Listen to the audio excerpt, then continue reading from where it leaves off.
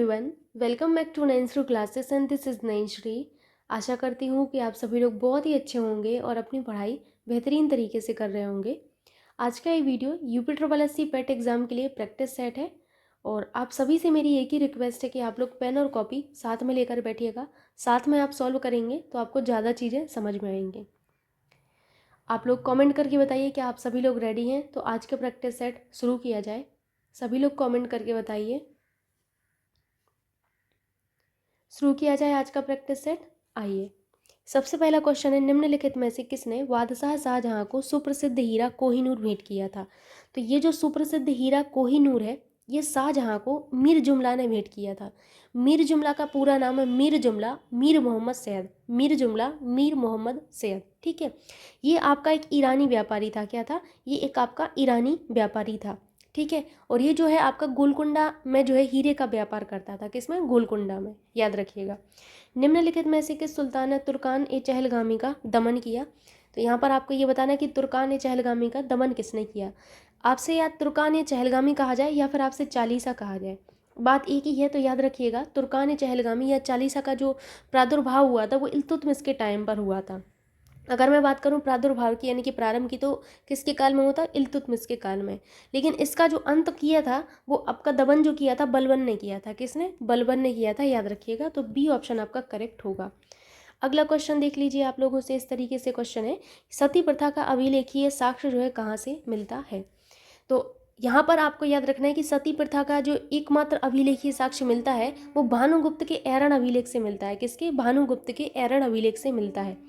आज के practice set में आपको बहुत ही अच्छे अच्छे क्वेश्चंस मिलेंगे और आप सभी से इसीलिए मेरी रिक्वेस्ट रहती है कि आप लोग पेन और कॉपी साथ में लेकर बैठिएगा, ठीक है। ना केवल पेट एग्जाम के लिए आप जो सीख रहे हैं, आगे भी चल के आपके एग्जाम देने। पेट आपका एक प्रीलिमिनरी एग्जाम है, उसके बाद भी आपको कई सारे एग्जाम देने होंगे, है ना। क्योंकि हम चाहते हैं कि हम बेस्ट अपना दे पाएँ। तो आप एक नौकरी के बाद नहीं रुकोगे, आप एक नौकरी के बाद सोचोगे कि अरे अभी इससे भी अच्छा करना है। सब लोग यही सोचते हैं कि हमारा एक इस तरीके का सेटअप हो जाए पहले कि हम कुछ करने लायक हो जाएं, उसके बाद हम कुछ अच्छा करेंगे, है ना। तो आपको पढ़ना तो है ही, तो इस तरीके से पढ़िए कि आपकी जो पढ़ाई है वो काम में आए आपके, है ना। तो सिर्फ देखने रहने से कुछ नहीं होगा, तो आप लोग इस चीज़ को समझिएगा। अगला क्वेश्चन देखिए, बुद्धि की मृत्यु जहाँ हुई थी वह स्थान अब कहाँ है। तो बुद्धि की मृत्यु कहाँ पर हुई थी, आप लोग बताइए। बुद्धि की जो मृत्यु हुई थी वो कुशीनगर में हुई थी। कहाँ पर हुई थी? कुशीनगर में हुई थी, है ना। कुशीनगर में। कुशीनगर कहाँ है? तो ये उत्तर प्रदेश के देवरिया जिले से 28 किलोमीटर की दूरी पर स्थित है आपका कुशीनगर, या फिर आप इसको कुशीनारा भी कहते हैं ना। कुशीनगर या कुशीनारा, याद रखिएगा, आपको कंफ्यूज नहीं होना है, आप लोगों को ये बताया गया है, ठीक है। कुशीनगर जो है मल्लों का राज्य था। किसका? मल्लों का राज्य था, मल्लों का, याद रखिएगा। गौतम बुद्ध की अगर मैं मृत्यु की बात करूं तो कब हुई थी? 483 ईसा पूर्व में हुई थी। कब? 483 ईसा पूर्व में। 80 वर्ष की आयु में जो है इनकी मृत्यु हो गई थी। कितने वर्ष की आयु में? 80 वर्ष की आयु में इनकी मृत्यु हो गई थी। तो यहाँ पर आपको याद रखना है, डी आपका करेक्ट होगा, उत्तर प्रदेश में है ये स्थान, ठीक। अगला देखिए, निम्नलिखित में से कौन सा एक हड़प्पा का बंदरगाह है। तो हड़प्पा का बंदरगाह मैंने आपको बताया हुआ है, लोथल था कि नहीं। लोथल जो है हड़प्पा सभ्यता का एक आपका बंदरगाह था, ठीक। और ये जो आपका स्थल है, इस स्थल की जो खुदाई करवाई थी वो जगपति जोशी ने करवाई थी। किसने? जगपति जोशी ने करवाई थी, ठीक। और यहाँ के उत्खनन से बंदरगाह होने के जो है प्रमाण मिले थे। कहाँ से? आपके हड़प्पा से मिले थे, ठीक है। अगला क्वेश्चन आप लोग देख लीजिए। अगला क्वेश्चन कुछ इस तरीके से, 1 मिनट आप लोग दीजिएगा। क्वेश्चन अभी आपको दिख रहा होगा। निम्नलिखित कथनों पर विचार कीजिए। गवर्नमेंट ऑफ इंडिया एक्ट 1935 में आपका प्रांतीय स्वशासन का उपबंध था। एक संघीय न्यायालय इनकी फेडरल कोर्ट की स्थापना का उपबंध था। केंद्र में अखिल भारत जो संघ है इसका उपबंध था। बताइए कि इनमें से आपका कौन सा जो कथन है वो सही है। तो आपका गवर्नमेंट ऑफ इंडिया एक्ट जो 1935 का था, भारत शासन अधिनियम 1935, इसने जो है प्रांतीय शासन का जो है आपका स्वशासन का उपबंध किया था, है ना। इसीलिए आपका पहला ये करेक्ट होगा। और एक संघीय न्यायालय यानी कि फेडरल कोर्ट की स्थापना का भी उपबंध था। केंद्र में अखिल भारत संघ का भी उपबंध था। इसीलिए आपके तीनों सही हैं, तो डी ऑप्शन करेक्ट होगा। अगला देख लीजिए। अगला क्वेश्चन आपसे कुछ इस तरीके से है, मैं एक समाजवादी और गणतंत्रवादी हूँ और मुझे राजाओं और राजकुमारों में विश्वास नहीं है। यह वक्तव्य संबंधित है। तो ये जो वक्तव्य है जवाहरलाल नेहरू जी का था। किसका था? नेहरू जी का था।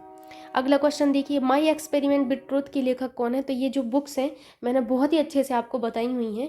जहाँ पर मैंने स्टैटिक बुक्स आपको बताई थी, मतलब जो आपकी करंट से रिलेटेड नहीं थी, वहाँ पर मैंने आपको बताया ये किसकी पुस्तक थी। तो ये गांधी जी की पुस्तक थी, माई एक्सपेरिमेंट विद ट्रूथ, सत्य के साथ मेरे प्रयोग, जिसे आप हिंदी में कहेंगे, है ना। अपार्ट फ्रॉम दिस अगर हम गांधी जी की बात करें तो इन्होंने जो है गांधी जी की अन्य जो कृतियां हैं वो आपका है Hind Swaraj, young India, India और आपका नवजीवन। कौन है? हिंद स्वराज, यंग इंडिया और नवजीवन, याद रखिएगा आप लोग, ठीक। अगर मैं बात करूं आपके जो है जवाहरलाल नेहरू की, तो जवाहरलाल नेहरू की रचनाओं में मैंने डिस्कवरी ऑफ इंडिया आप लोगों को बहुत ही अच्छे से बताया था और glimpses of the world history बताया था, है ना। तो आप दोनों ही याद रखिएगा, बहुत ही महत्वपूर्ण है। अगला क्वेश्चन है कि लॉर्ड कर्जन के समय उग्रवाद के पनपने का मुख्य कारण था। तो इनके समय जो है उग्रवाद के पनपने का जो मुख्य कारण था वो बंगाल का विभाजन था। आप सभी को पता है कि कर्जन जो है इनका मुख्य जो आप कहेंगे कि इनके टाइम पर जो प्रमुख घटना हुई वो बंगाल का विभाजन हुई थी, है ना। अगला क्वेश्चन आपसे इस तरीके से है कि नील क्रांति का नेतृत्व तो निम्नलिखित में से किसने किया था? बताइए आप लोग, नील क्रांति का जो है नेतृत्व किसने किया था? जो आपकी नील क्रांति थी, नील क्रांति से प्रभावित क्षेत्र आपका क्या था? बंगाल तथा बिहार, ठीक है। बंगाल तथा बिहार जो है ये क्षेत्र आपका प्रभावित था नील क्रांति से। कब हुआ था? तो ये आपका 1859 से आपका 1860 के बीच में हुआ था नील विद्रोह, नील क्रांति। और इसके जो नेतृत्वकर्ता थे वो कौन थे? दिगंबर विश्वास और विष्णु विश्वास थे। कौन थे? दिगंबर विश्वास और विष्णु विश्वास थे, याद रखेंगे आप लोग। नेक्स्ट क्वेश्चन देख लीजिए, यूरोप का प्रमुख मत्स्य क्षेत्र जो है आपका डागर बैंक कहाँ स्थित है? तो डागर बैंक ये कहाँ पर स्थित है? तो ये जो है बेसिकली आपके उत्तर सागर में यानी कि नॉर्थ सी में स्थित है, ठीक। मूव करते हैं अभी नेक्स्ट क्वेश्चन पर। नेक्स्ट क्वेश्चन आपसे कुछ इस तरीके से है, निम्नलिखित देशों के समूह में से कौन सा एक समूह को आप बेनिलक्स देश कहा जाता है? तो बेनिलक्स देश जो है आपका किस समूह को कहा जाता है ये बताना है आपको, ठीक। जो आपका बेनिलक्स है इसकी स्थापना आपका 1958 को हुई थी। कब हुई थी? 1958 को की गई थी। इसका हेडक्वार्टर कहाँ पर है? तो इनका हेडक्वार्टर से आपके ब्रुसेल्स में है। कहाँ पर? ब्रुसेल्स, बेल्जियम में इनका हेडक्वार्टर है, ठीक। और इनकी जो है सदस्य संख्या कितनी है? 3 है इनकी सदस्य संख्या। कौन कौन है? एक तो है आपका बेल्जियम, दूसरा है आपका नीदरलैंड और तीसरा है आपका लग्जमबर्ग। क्या है आपका? बेल्जियम, नीदरलैंड और लग्जमबर्ग, ठीक। तो याद रखिएगा आपका बी ऑप्शन यहाँ पर करेक्ट होगा, बेल्जियम, नीदरलैंड और लग्जमबर्ग, ओके। हेडक्वार्टर कहाँ पे है? ब्रुसेल्स, बेल्जियम में है। नेक्स्ट क्वेश्चन आप लोग देख लीजिए, निम्नलिखित में से कौन सी चट्टान प्रणाली भारत में नवीनतम है? तो भारत में नवीनतम चट्टान प्रणाली कौन सी है? तो ये है आपकी गोंडवाना। कौन सी है? गोंडवाना। भारत का अगर मैं बात करूं कि अधिकांश कोयला हमें कहाँ से प्राप्त होता है, तो भारत का अधिकांश कोयला हमें गोंडवाना क्षेत्र से ही प्राप्त होता है। ये चीज़ आप याद रखिएगा, अधिकांश जो कोयला है वो हमें कहाँ से प्राप्त होता है? हमें गोंडवाना क्षेत्र से ही प्राप्त होता है। भारत की चट्टान प्रणाली का जो प्राचीनतम से नवीनतम की ओर जो आपका प्रकार है वो है आर्कियन, धारवाड़, कुड़प्पा, विंध्यन, गोंडवाना, दक्कन ट्रैप, फिर टर्शियरी और फिर क्वाटरनरी है, ठीक। तो आप देख सकते हैं कि आपका इनमें से कौन सा अभी मैच हो रहा है, तो वो सिर्फ गोंडवाना मैच हो रहा है। मैं एक बार फिर से बोल देती हूँ, भारत की चट्टान प्रणाली का प्राचीनतम से नवीनतम क्रम किस प्रकार होता है? प्राचीनतम से नवीनतम जो क्रम है वो है Archean, Dharwar, Cuddapah, Vindhyan, Gondwana, Deccan trap, tertiary और क्वाटरनरी, ठीक। अगला है माउंट आबू निर्मित है। तो बताइए माउंट आबू निर्मित है तो ये सभी आपको पता होगा किससे निर्मित है माउंट आबू, बताइए। राजस्थान के सिरोही जिले में आपकी अरावली का जो विस्तार है ये माउंट आबू की पहाड़ियों के नाम से जाना जाता है। किसके नाम से? माउंट आबू की पहाड़ियों के नाम से जाना जाता है। कहाँ पर? राजस्थान का एक जिला है सिरोही जिला, इसमें अरावली का जो विस्तार है इसी अरावली के विस्तार को माउंट आबू पहाड़ियों के नाम से जानते हैं, ठीक है। और ये बेसिकली आपकी प्री कैम्ब्रियन युग की हैं। किसकी हैं? प्री कैम्ब्रियन युग की हैं। ये आप याद रखिएगा, प्री कैम्ब्रियन। माँ जो है आपको आधा ही रहता है, ठीक है। प्री कैम्ब्रियन युग की आपकी हैं, ठीक। और ये किससे निर्मित है? क्वार्टजाइट, नीस और आपकी सिस्ट जैसी जो है सेल, इनसे निर्मित होता है। किससे? क्वार्टजाइट, नीस और सिस्ट है। तो आपका यहाँ पर थर्ड ऑप्शन एकदम करेक्ट होगा, क्वार्टजाइट, नीस और आपका सिस्ट, ठीक। याद रखेंगे। माउंट आबू में अरावली पर्वतमाला की अगर मैं सर्वोच्च चोटी पूछूं तो याद रखिएगा गुरु शिखर। कौन सी है? गुरु शिखर चोटी है, याद रखिएगा। फिर से मैं बोल देती हूँ, माउंट आबू में अरावली पर्वतमाला जो है आपकी, इस अरावली पर्वतमाला की जो सर्वोच्च आपकी जो चोटी है वो आपकी कौन सी है? गुरु शिखर है, याद रखिएगा। कितनी आपकी जो है ऊंचाई है आपको ये नहीं याद रखना है, खाली इतना याद रखना है कौन सी सर्वोच्च चोटी है, ठीक है। अगला क्वेश्चन आप लोग देख लीजिए, 2011 की जनगणना के अंतिम आंकड़ों के आधार पर उत्तर प्रदेश के निम्नलिखित में से किस जिले में साक्षरता दर उच्चतम है? यहाँ पर एक चीज़ मैं बोलना चाहती हूँ कि आप लोग जिस तरीके से जो कमेंट करते हो, जो ठीक कमेंट रहता है वो मैं ले लेती हूँ, लेकिन जो आपका ऐसा कमेंट रहता है जिसका कोई रिप्लाई देना मतलब कोई तर्क वाली बात नहीं होती, तो मैं उन कमेंट्स को छोड़ देती हूँ। तो उन सब चीज़ों का आप लोग बुरा मत माना करिए। यहाँ पर ये भी सोचा करिए कि जो सामने वाला है वो हमें किस तरीके से रिस्पॉन्स कर रहा है ना, उसी तरीके से हमें भी सामने वाले को रिस्पॉन्स करना चाहिए। आई थिंक आप लोग अब सब लोग एडल्ट हैं, कोई भी 18 से कम का है नहीं, सब लोग 18+ ही हैं। यहाँ पर जितने भी बच्चे वीडियो देख रहे होंगे सब के सब 18+ ही हैं, है ना।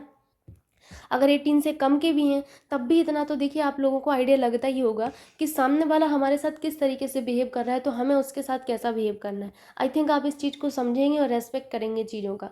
कई बार मैं देखती हूँ कि कॉमेंटबाजी में ही आप लोग कुछ भी बोल देते हैं, तो थोड़ा सा ध्यान रखा करिए। मैंने ये देखा है कि लोग ये सोचते हैं कि सामने तो यार लड़की है, कुछ भी बोल दो चले जाओ। तो देखिए जवाब देना भी आता है, लेकिन कोई मतलब नहीं है। ऐसे लोगों का जवाब होता है कि हम शांति बरतें उस चीज़ में, है ना। आप लोग इस चीज़ को समझते होंगे कि जो लोग इस तरीके के कमेंट करते हैं उनका रिप्लाई ना देना ही बेहतर होता है ना। तो उन सब चीज़ों का आप लोग ध्यान रखा करिए प्लीज़, आप सबसे मेरी रिक्वेस्ट है। अब यहाँ पर क्वेश्चन आपको समझ में आ गया था कि 2011 की जनगणना से आपसे पूछा गया है कि अंतिम आंकड़ों के आधार पर उत्तर प्रदेश के निम्नलिखित में से किस जिले की साक्षरता जो आपकी दर है वो आपकी हाईएस्ट है। तो वो आपकी गौतम बुद्ध नगर की थी। किसकी थी? गौतम बुद्ध नगर की थी। और श्रावस्ती जो है इसकी साक्षरता दर आपकी जो है अंतिम स्थान पर थी। ठीक, तो ये भी याद रखिएगा कि सबसे कम साक्षरता दर कहाँ पर थी, तो यूपी में श्रावस्ती में थी। कहाँ पर थी? श्रावस्ती में थी। लगभग 46 जो है परसेंट के, लगभग 46.74 के लगभग थी।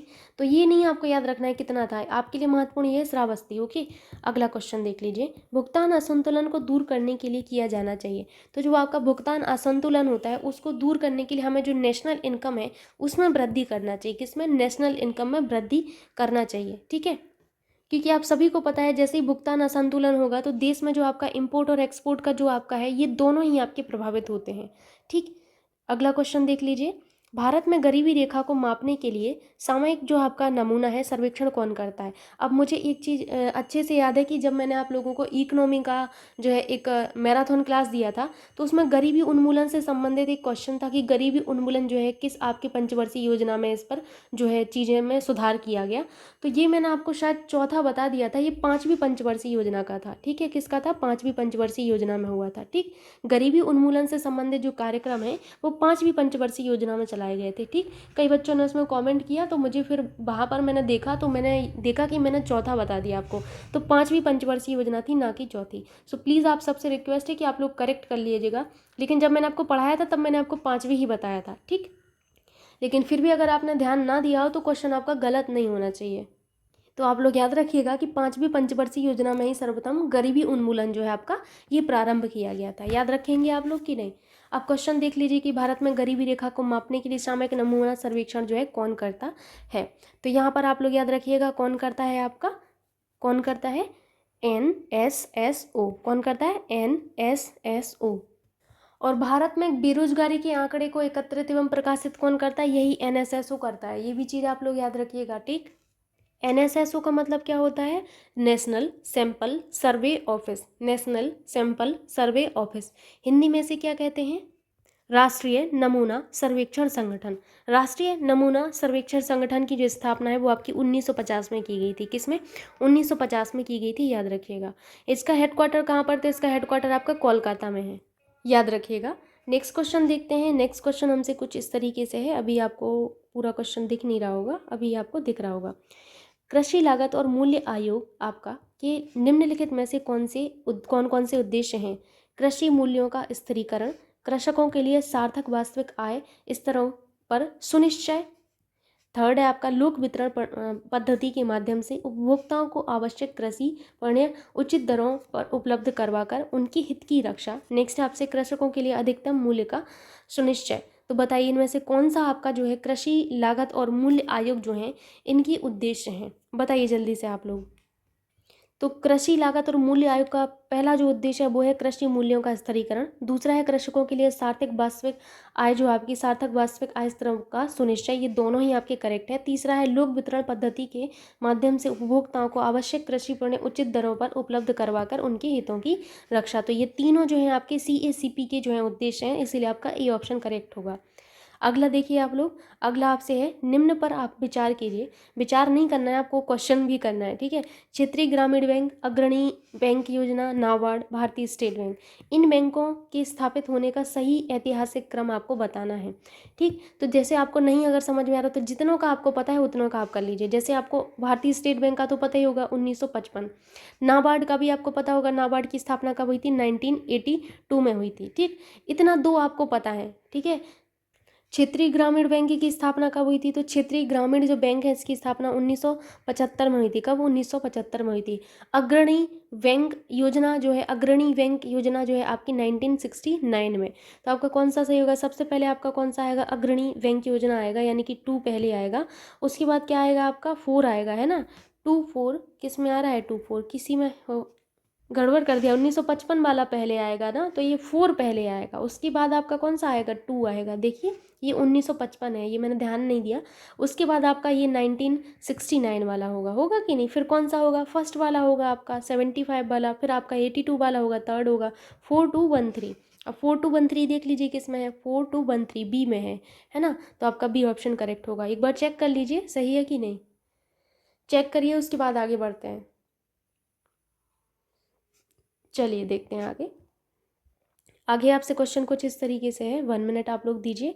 क्वेश्चन आपसे ये है कि सतत आर्थिक विकास से अभिप्राय है वर्तमान पीढ़ी के विकास के साथ साथ भविष्य का आर्थिक विकास। वर्तमान पीढ़ी का केवल आर्थिक विकास, औद्योगिक विकास, कृषि विकास। बताइए सतत आर्थिक विकास से क्या अभिप्राय है आपका। सतत आर्थिक विकास जो है आपका, ये क्या होता है, सतत आर्थिक विकास जो है आपका एक ऐसी प्रक्रिया है जिसमें आपके जो संसाधन होते हैं, संसाधनों का इस तरीके से उपयोग किया जाता है कि वर्तमान ज़रूरतों को तो पूरा करें ही, साथ ही साथ जो हमारी पीढ़ी आएगी, जैसे आपकी और हमारी पीढ़ी आएगी, तो हमारी जो पीढ़ी आएगी वो भावी पीढ़ी की ज़रूरतों में जो है कटौती ना हो पाए। तो ये होता है हमारा सतत विकास, सस्टेनेबल डेवलपमेंट जिसे आप कहते हैं। सतत विकास क्या होता है कि हम अपने जो संसाधन हैं, हमारे पास जो प्राकृतिक संसाधन हैं, हम उनका इस तरीके से उपयोग करें कि वर्तमान ज़रूरतें यानी कि हमारी ज़रूरतें भी पूरी हों, आगे आने वाली जो पीढ़ी है उनकी भी ज़रूरतें पूरी हों, है ना। ऐसा ना हो कि उनको कटौती हो जाए, ठीक। तो इससे क्या होगा कि हमारे पर्यावरण को क्षति नहीं होगी। जैसे वाटर है तो हम वाटर का यूज इस तरीके से करें कि हम भी उसको यूज़ कर लें मीनिंगफुल वे में। एट द सेम टाइम हमारी जो पीढ़ी है आगे आने वाली, हमारी जनरेशन होगी, वो भी वाटर का इसी तरीके से अच्छे से यूज़ कर पाए, ठीक। तो आपको क्या है इसमें समझ में आया, ये ऑप्शन की वर्तमान पीढ़ी के साथ साथ आपका भविष्य का आर्थिक विकास। ओके, आगे देखते हैं अगला क्वेश्चन क्या है आपसे। अगला क्वेश्चन आपसे जो है किससे संबंधित है, पॉलिटी से संबंधित है। तो क्वेश्चन है कि निम्नलिखित कथनों पर विचार कीजिए। भारत के संविधान के भाग 9 में पंचायतों से संबंधित उपबंध है और उसे संविधान 73वां संशोधन अधिनियम 1992 द्वारा अंतः स्थापित किया गया। दूसरा यहाँ पर कथन है भारत के संविधान के भाग 9A में नगर पालिकाओं से संबद्ध उपबंध है तथा अनुच्छेद 243Q के अनुसार प्रत्येक राज्य के लिए 2 प्रकार की नगर पालिकाएँ हो सकती हैं, नगर पालिका परिषद और नगर निगम। उपरोक्त कथनों में से कौन सा कथन सही है, ये एक अच्छा क्वेश्चन है और आप सोच समझ के इसका जवाब दीजिएगा। तो पहला कथन तो देखिए एक ऐसा कथन है जो बिल्कुल सही है, क्योंकि इसमें 73वें संविधान संशोधन 1992 में जो आपका हुआ था, इसके द्वारा आपका भाग 9 अंतः स्थापित किया गया था और इसमें पंचायतों से संबंधित आपके क्या थे, प्रावधान थे। किससे, पंचायतों से संबंधित इसमें प्रावधान थे, ठीक। तो यहाँ एक चीज़ तो पहली आपकी ये हो गई कि भाई पहला कथन जो है हमारा बिल्कुल सही है। अब दूसरा कथन देखिए, तो दूसरा कथन आप सभी को पता होगा, मैंने आपको बताया था कि 74वां जो संविधान संशोधन था, कौन सा, 74वां, इसके द्वारा भाग 9 का, जिसे आप क्या कहेंगे, 9A भी कह सकते हैं, अंतः स्थापित किया गया और इसके आधार पर विधि की रचना करके नगरीय भारत के लिए स्थानीय स्वशासन की शासन की जो संस्थाएं ये आपकी खड़ी की गई, ठीक। और इसमें ये बताया गया कि जो आपका अनुच्छेद आपका 243Q है, इसके अनुसार नगर पालिकाएं 3 प्रकार की हो सकती हैं। कहीं से भी 2 प्रकार की नहीं बताया गया था, 3 प्रकार की बताया गया था, ठीक। कितने प्रकार की, 3 प्रकार की। कौन कौन सी, नगर पंचायत, क्या बताया गया था, पहला बताया गया था नगर पंचायत, याद रखिएगा, मैं यहाँ पर लिख दे रही हूँ नगर पंचायत, पहला नगर पंचायत। दूसरा जो बताया गया था वो नगर परिषद बताया गया था, क्या, नगर परिषद बताया गया था। और तीसरा जो इसमें बताया गया था वो आपका बताया गया था नगर निगम, क्या बताया गया था, नगर निगम। अब महत्वपूर्ण ये है कि इनको इस तरीके से क्यों बांटा गया, आखिर ऐसी क्या है जो है आपकी आवश्यकता पड़ गई, तो बताती हूँ। तो इस तरीके से जनसंख्या के आधार पर इनको डिवाइड किया गया। जैसे आपका नगर पंचायत जो है, नगर पंचायत आपकी वहाँ पर होगी जहाँ पर आपकी जो जनसंख्या है वो आपकी 10,000 से 20,000 के बीच होगी, है ना। अब आपकी बात आती है नगर परिषद की, तो ये छोटी नगरीय क्षेत्रों के लिए, जो आपके छोटे नगरीय क्षेत्र होते हैं उनके लिए नगर परिषद होता है। और इसमें जो आपकी जनसंख्या मानी गई है वो कितनी मानी गई है, 20,000 से आपकी 3 लाख मानी गई है। ठीक, अब सबसे आपके बाद में आता है नगर निगम। जैसे आपका नगर निगम वहाँ होता है जहाँ बड़े नगरीय क्षेत्र होते हैं, है ना। बड़ा जो नगरीय क्षेत्र होगा वो क्या कहलाएगा, नगर निगम के अंतर्गत आएगा, जिसमें आपकी जो जनसंख्या है, जनसंख्या आपकी 3 लाख से ज़्यादा होती है, तो वो होते हैं हमारे नगर निगम। तो यहाँ पर आपने देखा दो तो नहीं होते कहीं से भी, इसीलिए आपका केवल एक कथन सही होगा, है ना। अगला क्वेश्चन यहाँ पर देख लीजिए। अगला क्वेश्चन आपसे कुछ इस तरीके से है कि राष्ट्रपति द्वारा जारी अध्यादेश जिस अवधि तक मान्य होंगे वह अवधि है। तो आप सभी को पता होगा कि अध्यादेश जो है आपका कितनी अवधि तक मान्य रहता है, मात्र 6 महीने तक, है ना। राष्ट्रपति द्वारा घोषित अध्यादेश की अधिकतम जो आपकी संभावित अवधि है वो 6 महीने है। आपका भारतीय संविधान का अनुच्छेद जो 123 है, वेरी वेरी इंपॉर्टेंट, इसके अनुसार संसद के जो विश्रांति काल है इसमें अध्यादेश प्रख्यापित करने की जो है राष्ट्रपति जी को शक्ति दी गई है ना। मतलब जब आपके संसद का सत्र नहीं चल रहा होगा उस स्थिति में तो राष्ट्रपति द्वारा जारी अध्यादेश का प्रभाव केवल 6 महीने तक रहता है। जैसे कोरोना काल में आपने कई सारे अध्यादेश देखे होंगे, है ना, क्योंकि उस टाइम आपके जो है संसद जो है संसद आपकी चल नहीं रहे थे, सदन जो आपकी हैं वो आपके संसद के सदन जो है उनकी बैठक नहीं हो रही थी। ठीक, तो इस स्थिति में अगर कोई आपका जो है यहाँ पर नियम बनाना है तो अध्यादेश जो जारी किया जाता है राष्ट्रपति जी के द्वारा ही जारी किया जाता है। अनुच्छेद 123 के अनुसार इनको शक्ति दी गई है अध्यादेश जारी करने की। ठीक है, संसदीय शासन प्रणाली में मंत्रिपरिषद व्यवस्थापिका के माध्यम से उत्तरदायी होती है। किसके प्रति उत्तरदायी होती है, तो आप सभी को पता होगा जनता के प्रति ही उत्तरदायी होती है। अगला देख लीजिए। अगला आपसे क्वेश्चन है कि विधि का शासन जिस प्रकार की समानता को प्रतिस्थापित करता है वह है। तो बताइए, आपका जो विधि का शासन है यानी कि रूल्स ऑफ द लॉ, ये आपका जो है किस प्रकार की समानता को प्रतिस्थापित जो है करता है, तो ये जो है आपका प्रक्रियात्मक, कैसी, प्रक्रियात्मक, प्रोसीजरल। ठीक है। अगला है निम्नलिखित में से किस वर्ष भारतीय संविधान की प्रस्तावना संशोधित की गई। तो भारतीय संविधान की जो प्रस्तावना है ये किस वर्ष आपकी संशोधित की गई, जल्दी जल्दी से आप लोग बताइए। तो ये आपका जो है संशोधित की गई थी 1976 में। समाजवादी और पंथ निरपेक्ष एवं अखंडता शब्दों को जो है आपका, इन शब्दों को संविधान में आपका पहले ये उल्लेख नहीं था, है ना। फिर इन शब्दों को जो है 42वें संविधान संशोधन के द्वारा, किन शब्दों को, समाजवादी, पंथ निरपेक्ष और अखंडता, ये 3 शब्द आपको भूलना नहीं है, समाजवादी, पंथ निरपेक्ष और अखंडता। इन शब्दों को 42वें संविधान संशोधन अधिनियम 1976 की जो है संविधान की प्रस्तावना में जोड़े गए। ठीक है, अब ये हमारी प्रस्तावना की अंग है वर्तमान में, पहले ही हमारे संविधान की जो प्रस्तावना है उसके अंग नहीं थे। ठीक, अगला क्वेश्चन देख लीजिए। अगला क्वेश्चन है गोल्डन धान में सर्वाधिक मात्रा में होती है। तो गोल्डन धान में आपका सर्वाधिक मात्रा में विटामिन ए होता है। क्या होता है, विटामिन ए होता है। निम्नलिखित में से कौन हमारे शरीर का सबसे दृढ़ भाग है। तो बताइए कि निम्नलिखित में से हमारे शरीर का सबसे दृढ़ भाग कौन सा होगा, बताइए जल्दी से आप लोग।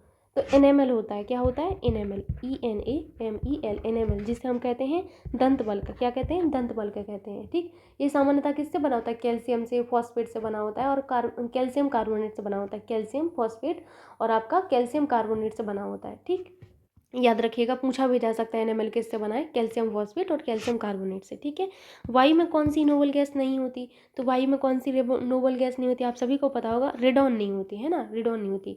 आवर्त सारणी में जो है आपके शून्य जो आपका वर्ग है इसमें 6 तत्व हैं। कौन कौन से, helium, neon, argon, krypton, xenon, radon. ये सभी तत्व आपके साधारण ताप पर जो है गैस रहती हैं, है ना। और ये जो है आपकी सभी क्या कहलाती हैं, अक्रिय गैसेस कहलाती हैं। क्या कहलाती हैं, अक्रिय गैसेस कहलाती हैं। जो हमारी वायु होती है, वायु में जो है आपका क्या क्या होता है, तो वायु में आर्गन होती है, नियोन होती है, हीलियम होती है, क्रिप्टॉन होती है, जिनॉन होती है, ओजोन आदि पाई जाती है, लेकिन रेडॉन नहीं पाई जाती है ना। तो रेडॉन क्या है आपकी, ये नहीं पाई जाती, इसीलिए आपका ये करेक्ट होगा। ठीक, अगला देखते हैं। अगला क्वेश्चन आपसे कुछ इस तरीके से है, सूर्य में ऊर्जा का निर्माण होता है। तो सूर्य में ऊर्जा का निर्माण किस तरीके से होता है, बताइए आप लोग। सूर्य में ऊर्जा का जो है निर्माण जो है नाभिकीय संलयन से होता है। किससे, नाभिकीय संलयन से होता है।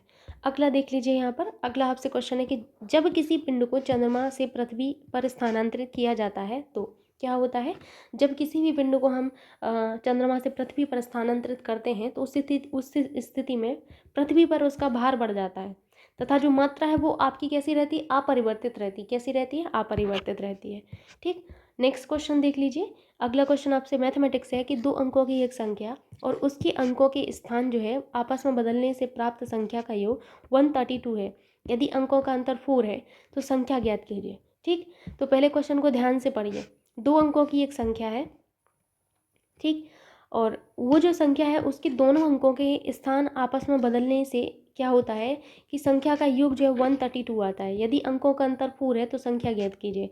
तो मैंने आपको सिखाया है कि जब कभी भी ऐसा क्वेश्चन आए तो आप ऑप्शन पर जाया करिए। ठीक, आप लोग एक बार ऑप्शन देख लीजिए, ये ऑप्शन है। अब मैं आपको उधर ही क्वेश्चन पर ले चलती हूँ और मैं चारों ऑप्शन यहीं पर लिख देती हूँ आपके, फिर आप चेक करिएगा एक एक करके। हाँ, क्या क्या थे ऑप्शन? पहला ऑप्शन था आपका 37 था। दूसरा जो आपका ऑप्शन था क्या था? 84 था। तीसरा जो आपका ऑप्शन था क्या था? 73 था। और जो आपका चौथा जो ऑप्शन था आपका, चौथा ऑप्शन क्या था? चौथा ऑप्शन आपका 62 था। तो आप देख लीजिए कि आपका जो है ये ऑप्शन थे। अब इनमें से आपको देखना है कि कौन सा आपका सही होगा। आप मान लीजिए कि पहला आपने माना कि पहले जो है हमारा, हमने ये माना कि हमारी संख्या जो है आपकी 37 है। मैंने आपको बताया कि कभी भी ऐसा क्वेश्चन आए तो ऑप्शन से क्या करिए। आप मान लीजिए कि हमारी संख्या ये है, अंकों का अंतर देखिए 4 है तो बिल्कुल है 4। ठीक, अगला देखिए इसमें भी 4 है, अगर आप दूसरा मानते हैं। इसमें देखिए इसमें भी 4 है, इसमें भी 4 है। तो चलिए ये वाला तो चारों ही सेटिस्फाई कर रहा है। ठीक, अब हम ऊपर चलते हैं। कह रहे हैं कि 2 अंकों की एक संख्या और उसके दोनों अंकों के स्थान आपस में बदलने के बाद प्राप्त संख्या का योग 132 है। इस चीज़ को समझ रहे हैं? अगर नहीं समझ आ रहा तो कोई बात नहीं, मैं आपको बताती हूँ। जैसे 37 लिखा है, अब कह रहे हैं कि 2 अंकों की संख्या, उसके दोनों अंकों के स्थान आपस में बदल दो। आपस में बदल दिए आपने। कह रहे हैं कि अगर इनका योग 132 आता है तो वही आपकी संख्या होगी। देख लीजिए 132 आ रहा है कि नहीं। 7 3 तो 10 ही होता है, तो ये तो कभी पॉसिबल ही नहीं है ना, क्योंकि 132 चाहिए। हम अगला देखेंगे 84 को देखेंगे।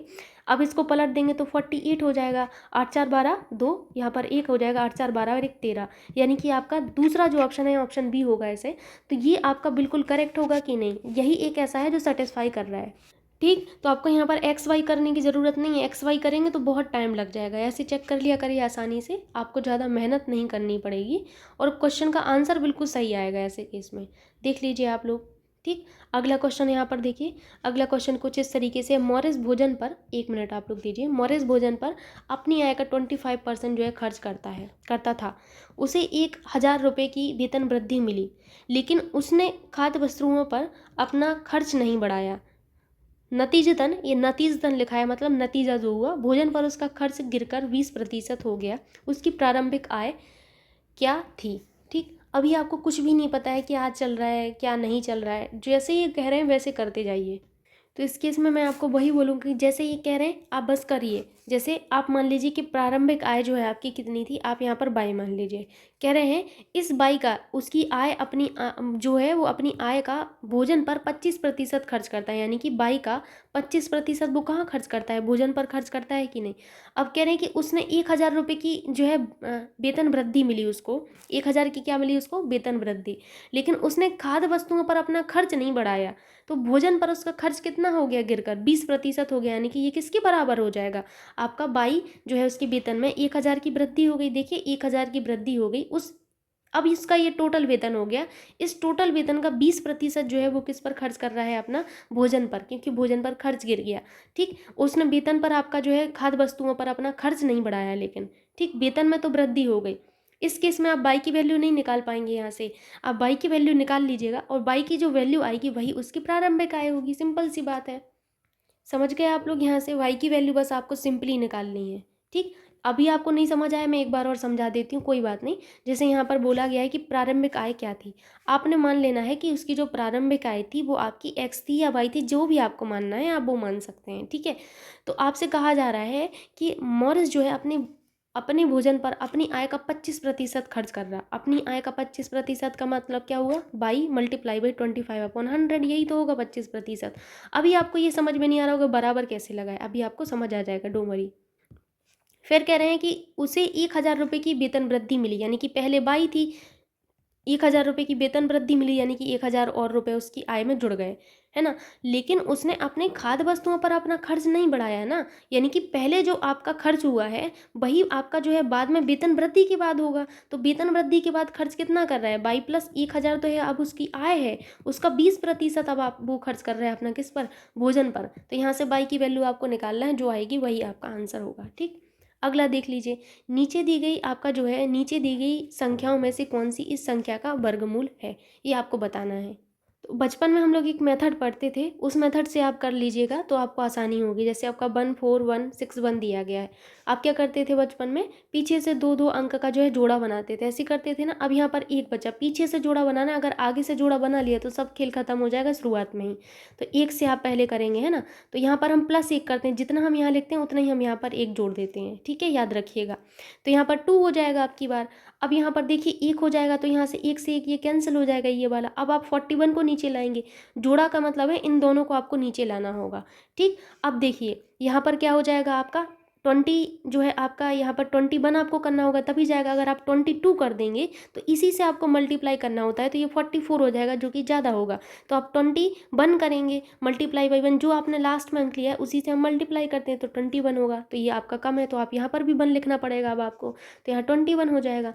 जितना आपने यहाँ लिया है उतना आपको एक जोड़ना पड़ता है यहाँ पर। तो अगली केस में आपका 22 हो गया यहाँ पर। और यहाँ पर कितना बचा, 20 बचा कि नहीं, साफ साफ आपको दिख रहा होगा। 1 मिनट दीजिए, मैं पेन थोड़ा सा मोटा कर लेती हूँ तो आपको ठीक से दिखेगा, ठीक। इतना समझ आया। अब देखिए 22 है, यहाँ पर 20 है, तो अब आपका जाएगा नहीं, तो आप 61 को नीचे लाएंगे। 61 को जब आप नीचे लाएंगे, एक चीज़ बताइए, अब कितना लें आप, 2 अगर यहाँ पर 1 लेते हैं, मल्टीप्लाई बाई 1 करते हैं तो ये 2 आएगा, तो ये तो बहुत ही कम है, यानी कि आपको थोड़ा सा बड़ा अंक लेना पड़ेगा। तो आप 9 करिए, जो आपने लास्ट में लिया है उसी से आपको मल्टीप्लाई करना होता है, जो कि आपका 2061 ही आता है। कितना आएगा, 2061। आपने यहाँ पर 9 लेना है तो यहाँ पर भी 9 लिखना होगा कि नहीं, ये आपका कैंसिल हो गया कि नहीं।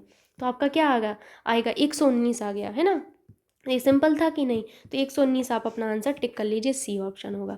ये आप लोग बचपन से करते आ रहे हैं, बस थोड़ा सा यहाँ पर ध्यान देने की ज़रूरत थी। 10 छात्रों की ये कक्षा में औसत आयु 16 वर्ष थी। जब 2 छात्रों ने कक्षा छोड़ दी तो शेष छात्रों की औसत आयु इतने साल हो गई, छोड़ने वाले छात्रों की कुल आयु कितनी थी। तो ये कितना सिंपल सा क्वेश्चन है, लेकिन फिर भी मैं बता देती हूँ, कोई दिक्कत वाली बात नहीं है, ठीक। 10 छात्रों की औसत आयु आपको दी गई, तो आप निकाल लीजिए कि 10 छात्रों की कुल आयु, मैं कुल निकाल रही हूँ। कुल आयु कैसे निकालते हैं मैंने सिखाया है, औसत लिख लीजिए जितना था, ठीक है। और औसत के बाद आपको मल्टीप्लाई उससे करना है जितने आपकी जो है, जिनकी आप कुल आयु निकालेंगे। 10 है तो 10 कर दीजिए, 11 है तो 11 से मल्टीप्लाई करिए, जितने का निकालना है कुल उनसे हम मल्टीप्लाई कर देते हैं, तो 160 आ जाएगा। यहाँ पर कह रहे हैं 2 छात्र छोड़ के चले गए, यानी कि पहले 10 थे, 2 चले गए, -2 हो गए, यानी कि 8 हो गए, sorry, I am so sorry, 8 हो गए कि नहीं। तो 8 का जो कुल आयु क्या होगी, 8 की कुल आयु कह रहे हैं, औसत जो है आप उससे मल्टीप्लाई करते हैं, किसको, जितने आपके बचे हुए हैं उससे। तो 8 से मल्टीप्लाई करेंगे कि नहीं, क्योंकि 8 की बात की जा रही है।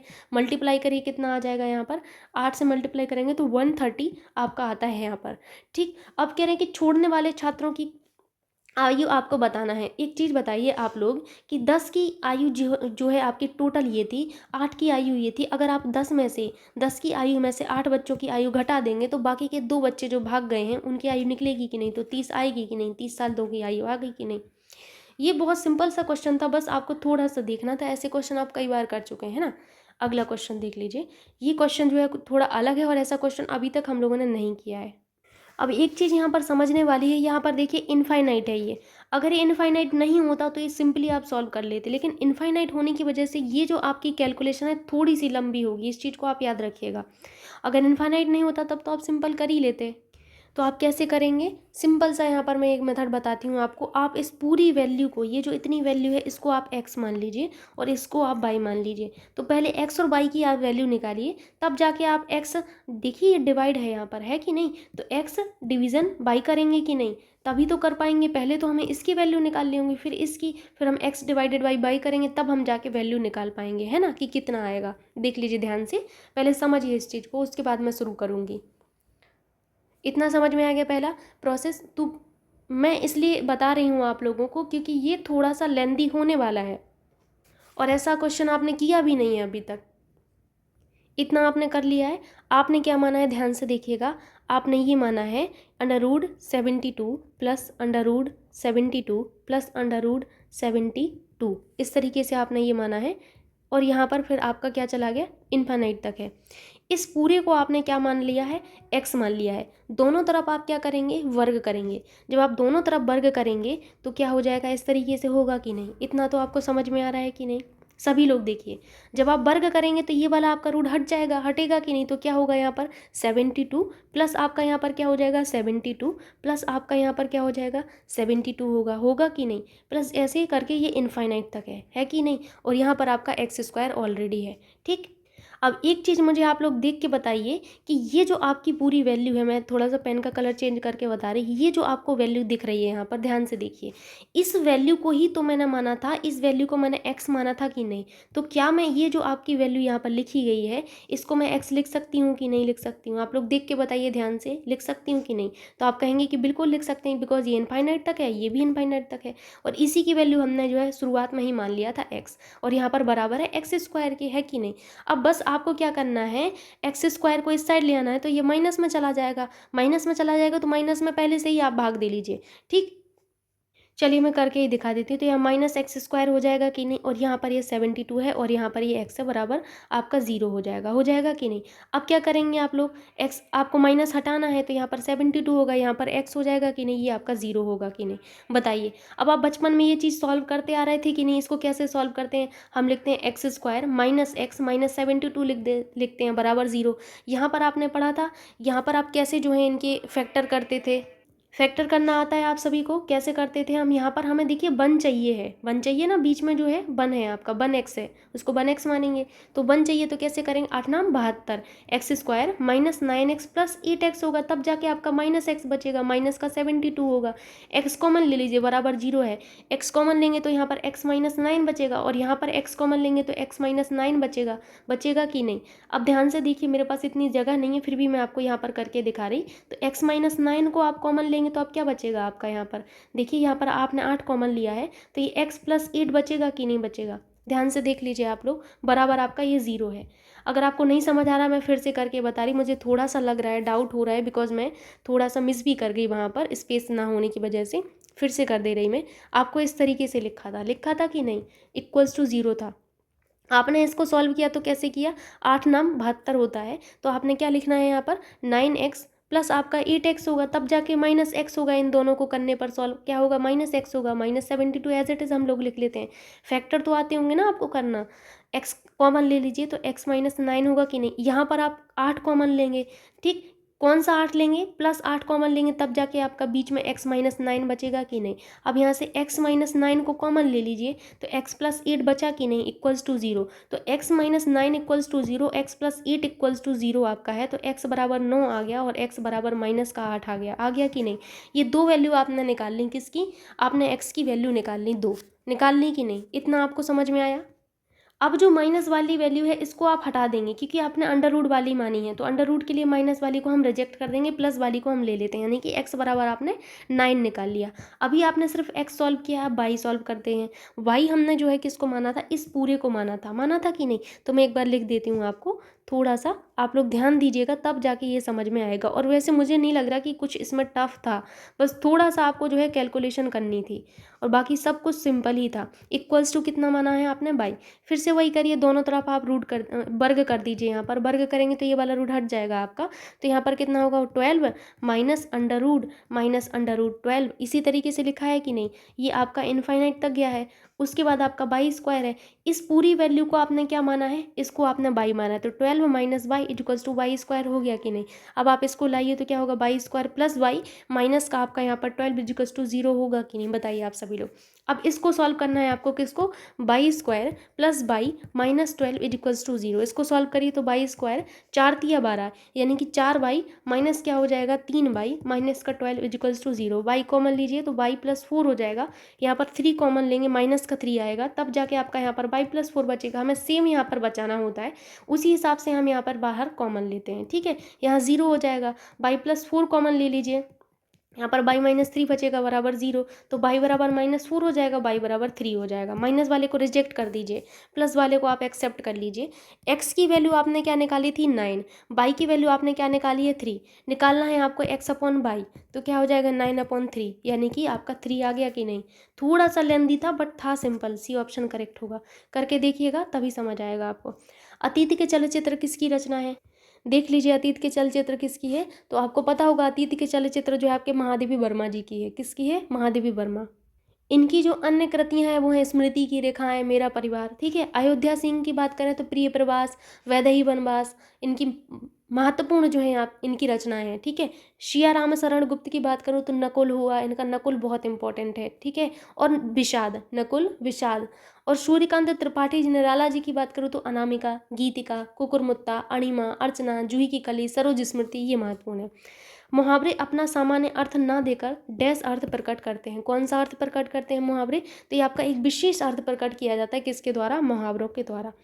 अगला है निम्नलिखित में से कौन सा आपका जो है पुल्लिंग है? तो आप सभी को पता है कि पुल्लिंग आप कैसे छांटते हैं, बताइए बताइए। जैसे मैं यहाँ पर करूँ, मैं आपको सिखाई हूँ, अच्छा है अच्छी लगा के देखिए। वचन अच्छा होता है कि अच्छी होता है? तो आप कहेंगे अच्छा वचन होता है ना।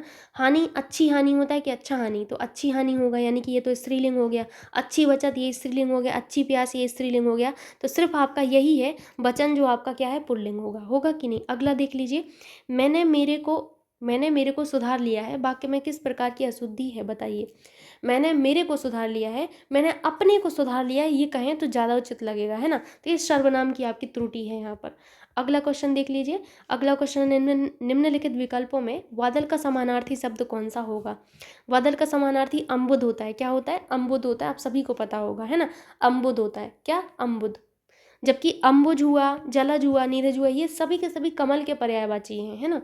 अगला यहाँ पर क्वेश्चन देखिए, जैसे पिछला वाला जो मैंने आपको पेपर सॉल्व करवाया था प्रैक्टिस सेट, तो उसमें कुछ लोगों को बहुत ज़्यादा दिक्कत हो रही थी कि मैम आप जो है क्वेश्चन दिखा दीजिए पहले, उसके बाद आप सॉल्व करिए। तो जितने भी पिछले प्रैक्टिस सेट है, मैंने सब में यही बोला है कि पहले आपको क्वेश्चन देखना है, उसके बाद आपको जो है पैसेज देखना है ना। कहा था कि नहीं आप सबसे? तो एक बार आप लोग जो है क्वेश्चन देखना है, जिससे आपको जो है दिक्कत ना हो भाई। यहाँ पर देख लीजिए, पैसेज वही है फिर से आज भी, बस क्वेश्चन आपके चेंज होंगे। तो यहाँ क्वेश्चन देख लीजिए, आपसे क्या कहा गया है। क्वेश्चन कुछ इस तरीके से आपसे कहे गए हैं, where did the prehistoric man live. ठीक है। The cars door are lone, यहाँ पर लूज आपको बताना है कि इनमें से आपका जो है कौन सा सही होगा। इंप्रूवमेंट करना होगा आपको कि नहीं करना होगा। फिर अगला क्वेश्चन देख लीजिए, जो कि आपके पैसेज से तो संबंधित नहीं है। ठीक, अब आपने देख लिया। अब यहाँ पर आप लोग अपना जो है पैसेज पढ़ लीजिए एक बार। आप ऐसा पैसेज जो है 2 बार पढ़ चुके हैं, लेकिन फिर से पढ़ लीजिए आप लोग। ठीक, तो सबसे पहले यहाँ पर डायरेक्शन दी गई है, read the passage given below and answer the questions that follow. The prehistoric man lived thousands of years ago. Archaeologists have dug up artifacts and have traveled through dark caves to study about him. They have discovered drawings on walls, skeleton, and various other things such as fossils, hunting tools, and bones. These valuable treasures have helped us learn a little more about that man. आगे देखते हैं। That man, उसके बाद है आपसे, who was that man? He was the great great grandfather of the human race.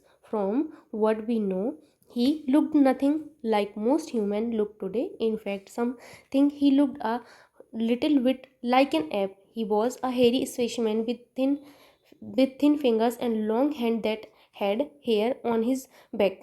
His skin was dark brown because of the sun that beat down on him all day. His jaw was strong and his teeth looked like the teeth of a wild animal. They were razor sharp, and because he had to use them to tear apart tough meat of wild animals like elephant and wolves. That man lived in thick forest more than the deserts. The world has dense green patches. He are आगे देखते हैं, आगे क्या है ही are के बाद। He are whatever leaves, plants, and fruits he could find in forest. He ate the eggs of the birds with sharp sticks and speed at his disposal. He could sometimes catch small animals such as birds and bunnies to eat. He could not cook his food because he was not familiar with fire and had no other source of heat. In the winter, he braved the cold or hid in warmer caves in the mountains and covered himself in piles of leaves. He did not have clothes to keep him warm. He did not have a home either. Instead, he and his family moved from cave to cave to stay on hollowed out trees. That man could not read, write, even speak words के आगे है like be to today. He made sounds to warn other men of danger and to communicate with feelings. The great great grandfather of human race was not at all like human are today. He did not have the skills or knowledge to help him get by. However, the He learned to survive and gradually evolved. He became the human that we know today. Question है आपसे, where did the prehistoric man live? तो आपका answer क्या होगा? In the jungles. तो अब आपको कोई प्रॉब्लम तो नहीं है, पहले ही मैंने क्वेश्चन इसीलिए दिखा दिए थे। आगे देखिए, the cars door are loose. तो यहाँ पर आपको बताना है कि किस वाले पार्ट में जो है आपको यहाँ पर एक जो है करेक्शन की ज़रूरत है। तो आप आसानी से बता सकते हैं यहाँ पर, अगर आप लोगों ने मेरा वीडियो देखा होगा जहाँ पर मैंने आपको ऑपोस्ट्रोफ एस से संबंधित कुछ रूल्स बताए हैं, तो वहाँ पर आप लोगों ने देखा होगा, मैंने आपको बताया है कि आपकी जो सजीव वस्तुएं होती हैं, जो सजीव होता है, सजीव का जो है हम पॉजिटिव दिखाने के लिए हम ऑपोस्ट्रोफ एस का और ऑप का जो है प्रयोग करते हैं ना, हम दोनों से उस टाइम बना सकते हैं। लेकिन कोई भी अगर निर्जीव वस्तु होती है तो निर्जीव वस्तु का पोजीशन हमेशा सिर्फ हम ऑप से दिखाते हैं, लेकिन सजीव का हम ऑप से भी दिखा सकते हैं, ऑपोस्ट्रोफ एस से भी दिखा सकते हैं ना। इस चीज़ को आपको याद रखना है। तो जब भी निर्जीव वस्तु जैसे कार है, तो कार का हम ऑपोस्ट्रोफ एस से नहीं दिखाते, हम किससे? ऑप से दिखाते हैं। किससे? ऑप से दिखाते हैं। इस चीज़ को आपको याद रखना है, ठीक। तो यहाँ पर कौन सा आंसर सही होगा? ये वाला आंसर सही होगा, doors of the car are loose. ठीक, नेक्स्ट क्वेश्चन देखिए, dash sun rises in dash east. ठीक, बताइए यहाँ पर। ये तो बहुत सिंपल सा क्वेश्चन है। दिशाओं के नाम के पहले आप हमेशा दा ही प्रयोग करेंगे। किसका? दा का प्रयोग करेंगे। तो एक चीज़ तो आपको समझ में आ गई, ठीक है।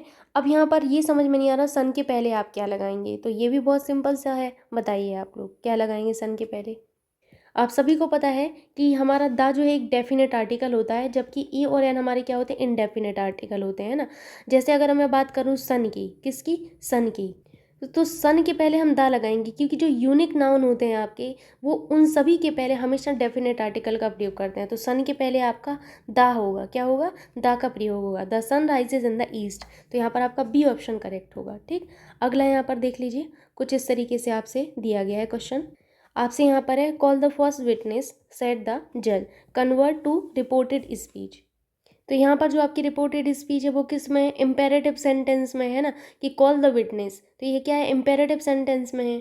तो आप यहाँ पर क्या कहेंगे? आप कहेंगे द जज commanded them to call the first witness, है ना।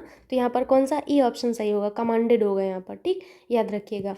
अगला यहाँ पर जैसे क्वेश्चन आपको दिया गया है, क्वेश्चन आप देखिए कि out of the 4 alternative suggested select one which express the same sentence in active and passive voice। बताइए।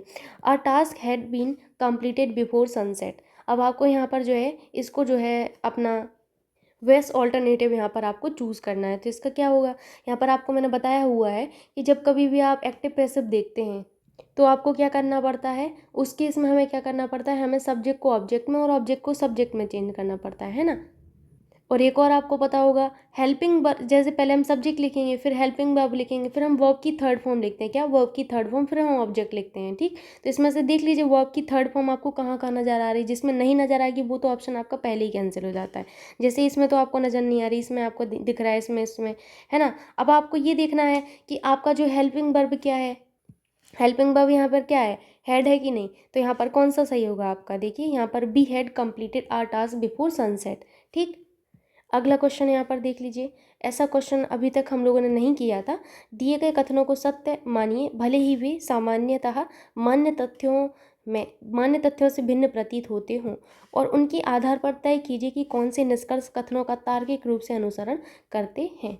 आइए देखते हैं ये क्या कह रहे हैं। अभी हमें समझ में नहीं आ रहा है, जब तक हम क्वेश्चन नहीं देखेंगे तब तक नहीं आएगा। सभी कारें जीप हैं, सभी जीप चार पहिया हैं।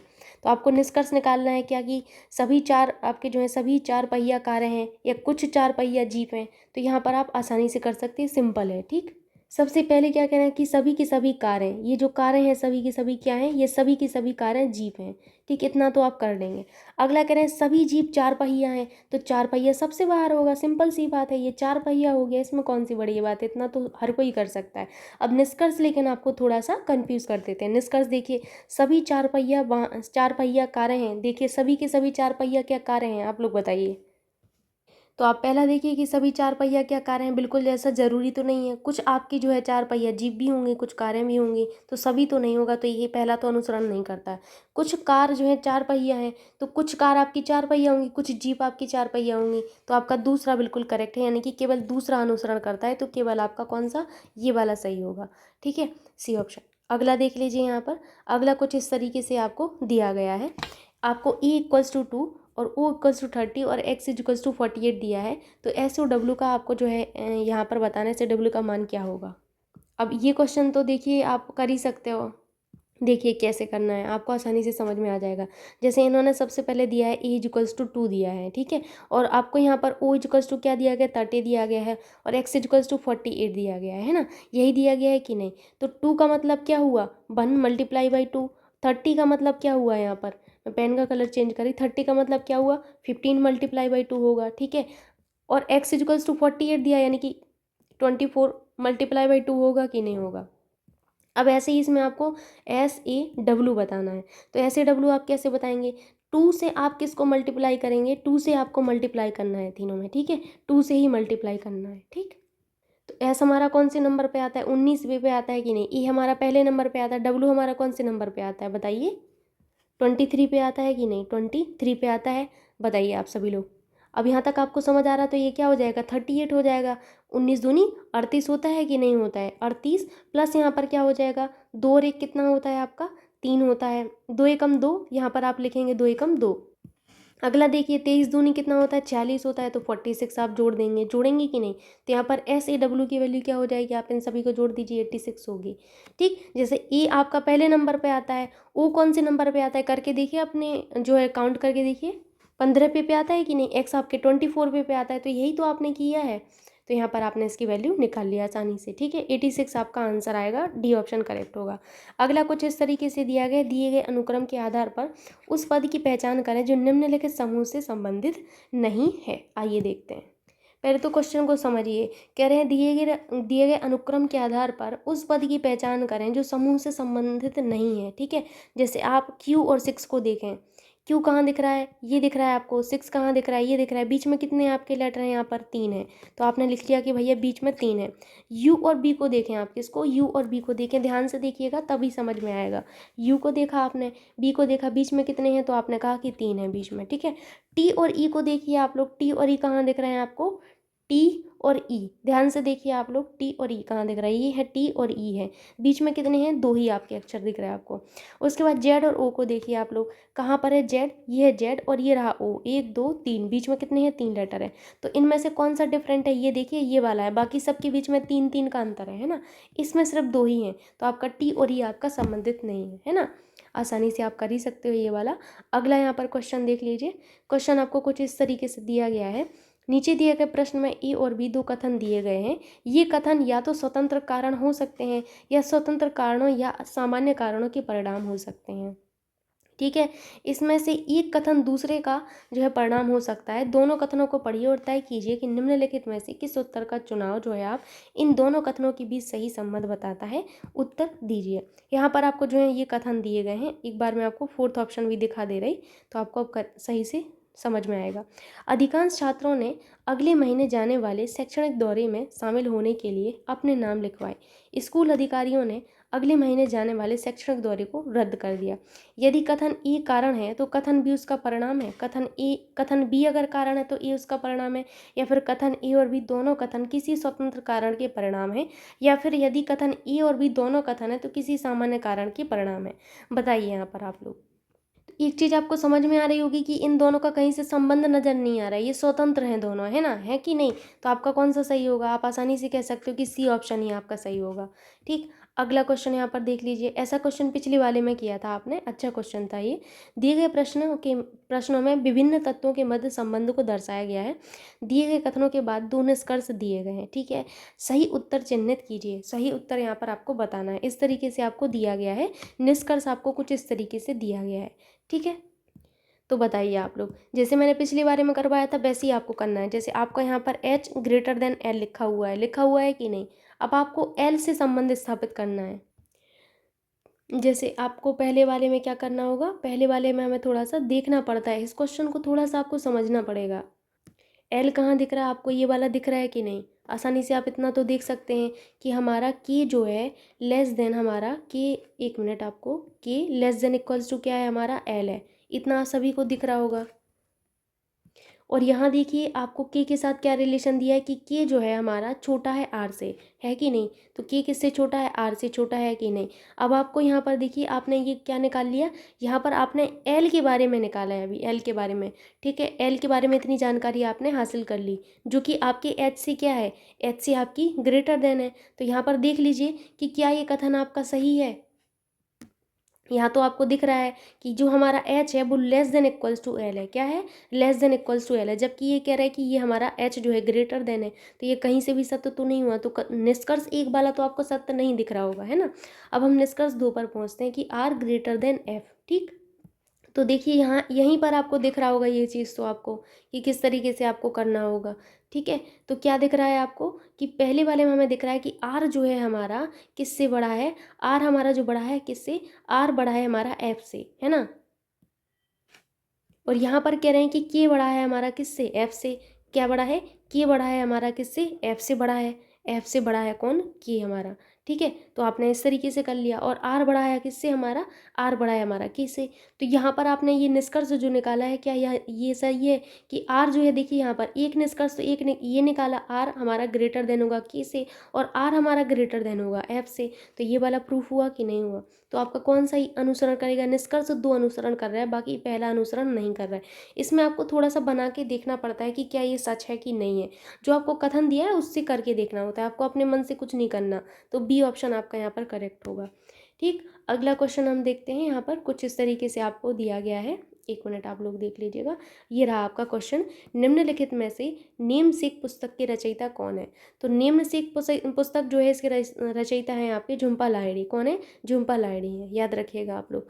अगला है आपसे विश्व पर्यावरण दिवस कब मनाया जाता है। तो विश्व पर्यावरण दिवस जो है आपका प्रतिवर्ष 5 जून को मनाया जाता है। कब, 5 जून को आपका सेलिब्रेट किया जाता है।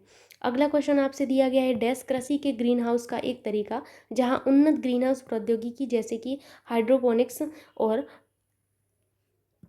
एरोपोनिक्स जो है आपका, इसका उपयोग करके शहरों में आपकी बहुमंजिला इमारतों के अंदर वाणिज्यिक रूप से व्यवहार्य फसलों की खेती की जाती है। तो ये क्या होता है, बताइए इसको क्या कहेंगे आप।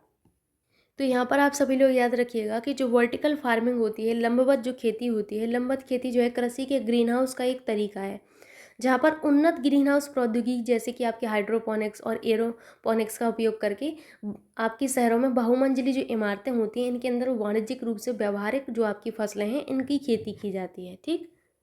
नेक्स्ट क्वेश्चन देखते हैं, 1 मिनट आप लोग दीजिएगा। नेक्स्ट क्वेश्चन आप सभी के सामने है। क्वेश्चन है आपसे, एक अंतर्राष्ट्रीय आंदोलन जिसका उद्देश्य पर्यावरण की समस्या से संबद्ध होकर विश्व को बचाना है, कौन सा है। तो ये जो अभियान है आपका क्या है, बताइए आप लोग, ग्रीन पीस, है ना। ग्रीन पीस पर्यावरण संरक्षण से संबंधित एक आपका अंतर्राष्ट्रीय आंदोलन है और इसका उद्देश्य पर्यावरण की समस्या से संबद्ध होकर आपके विश्व को बचाना है। इसकी स्थापना जो है आपके 1971 में कनाडा में की गई थी। कहाँ पर, कनाडा में की गई थी, याद रखिएगा, ठीक। प्रारंभ में इसका जो उद्देश्य था वो अमेरिका द्वारा अलास्का जो है, अलास्का में किए जा रहे नाभिकीय परीक्षण का विरोध करना था, ठीक है। भारतीय दलहन अनुसंधान संस्थान कहाँ पर स्थित है। तो भारतीय दलहन अनुसंधान संस्थान कानपुर में स्थित है। कहाँ पर, कानपुर में। इसकी स्थापना 1983 में हुई थी। अगला है, स्वीडन की कैपिटल का नाम क्या है। तो स्वीडन की कैपिटल स्टॉकहोम है। कहाँ पर, स्टॉकहोम है, ठीक है। वर्ण किसकी है, स्विट्जरलैंड की। लग्जमबर्ग किसकी है, तो ये आपकी कहाँ की, लग्जमबर्ग ही है, ठीक ठीक। मैड्रिड जो है स्पेन की कैपिटल है। अगला यहाँ पर देख लीजिए, अगला क्वेश्चन है आपसे कि प्रत्येक 2 वर्ष के बाद राज्यसभा के कितने सदस्यगण जो हैं सेवानिवृत्त हो जाते हैं। तो राज्यसभा के लगभग आपके 1/3 सदस्य जो हैं आपके प्रत्येक दूसरे वर्ष में आपके सेवानिवृत्त होते हैं, ठीक है। प्रागैतिहासिक काल की चित्रकारी वाली प्रसिद्ध पंचमुखी गुफाएं निम्नलिखित में से किस जिले में स्थित हैं। तो ये जो पंचमुखी गुफाएं हैं ये आपकी सोनभद्र में स्थित हैं। कहाँ पर है, सोनभद्र में स्थित हैं। अगला क्वेश्चन आप सभी से ये है कि भारत में नए संसद की आधारशिला किस तिथि को रखी गई थी। तो भारत में नए संसद की जो आधारशिला है ये आपकी 10 दिसंबर आपके जो है 2020 को रखी गई थी। कब, 10 दिसंबर 2020 को रखी गई थी।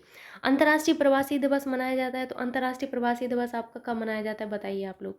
अंतर्राष्ट्रीय प्रवासी दिवस आपका प्रत्येक वर्ष 18 दिसंबर को मनाया जाता है। कब मनाया जाता है, 18 दिसंबर को। शब्दों पर ध्यान देना है, अंतर्राष्ट्रीय की बात कर रहे हैं, ठीक है।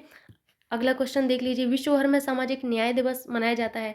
विश्व भर में जो सामाजिक न्याय दिवस है वो आपका 20 फरवरी को मनाया जाता है। कब, 20 फरवरी को, ठीक है। याद रखेंगे आप लोग कि नहीं। नेक्स्ट क्वेश्चन देखिए, 22 अप्रैल 2022 को मनाए गए पृथ्वी दिवस या अंतर्राष्ट्रीय मातृ पृथ्वी दिवस की इस वर्ष का जो थीम था, विषय था, वो क्या है? इस वर्ष का जो थीम या विषय आप कहेंगे तो वो है हमारे ग्रह में निवेश करें। क्या है? हमारे ग्रह में निवेश करें। आगे क्वेश्चंस को देखते हैं। क्वेश्चन आपसे है, हेलिना क्या है? तो हेलिना जो है स्वदेशी रूप से विकसित helicopter launch anti tank guided missile है। क्या है?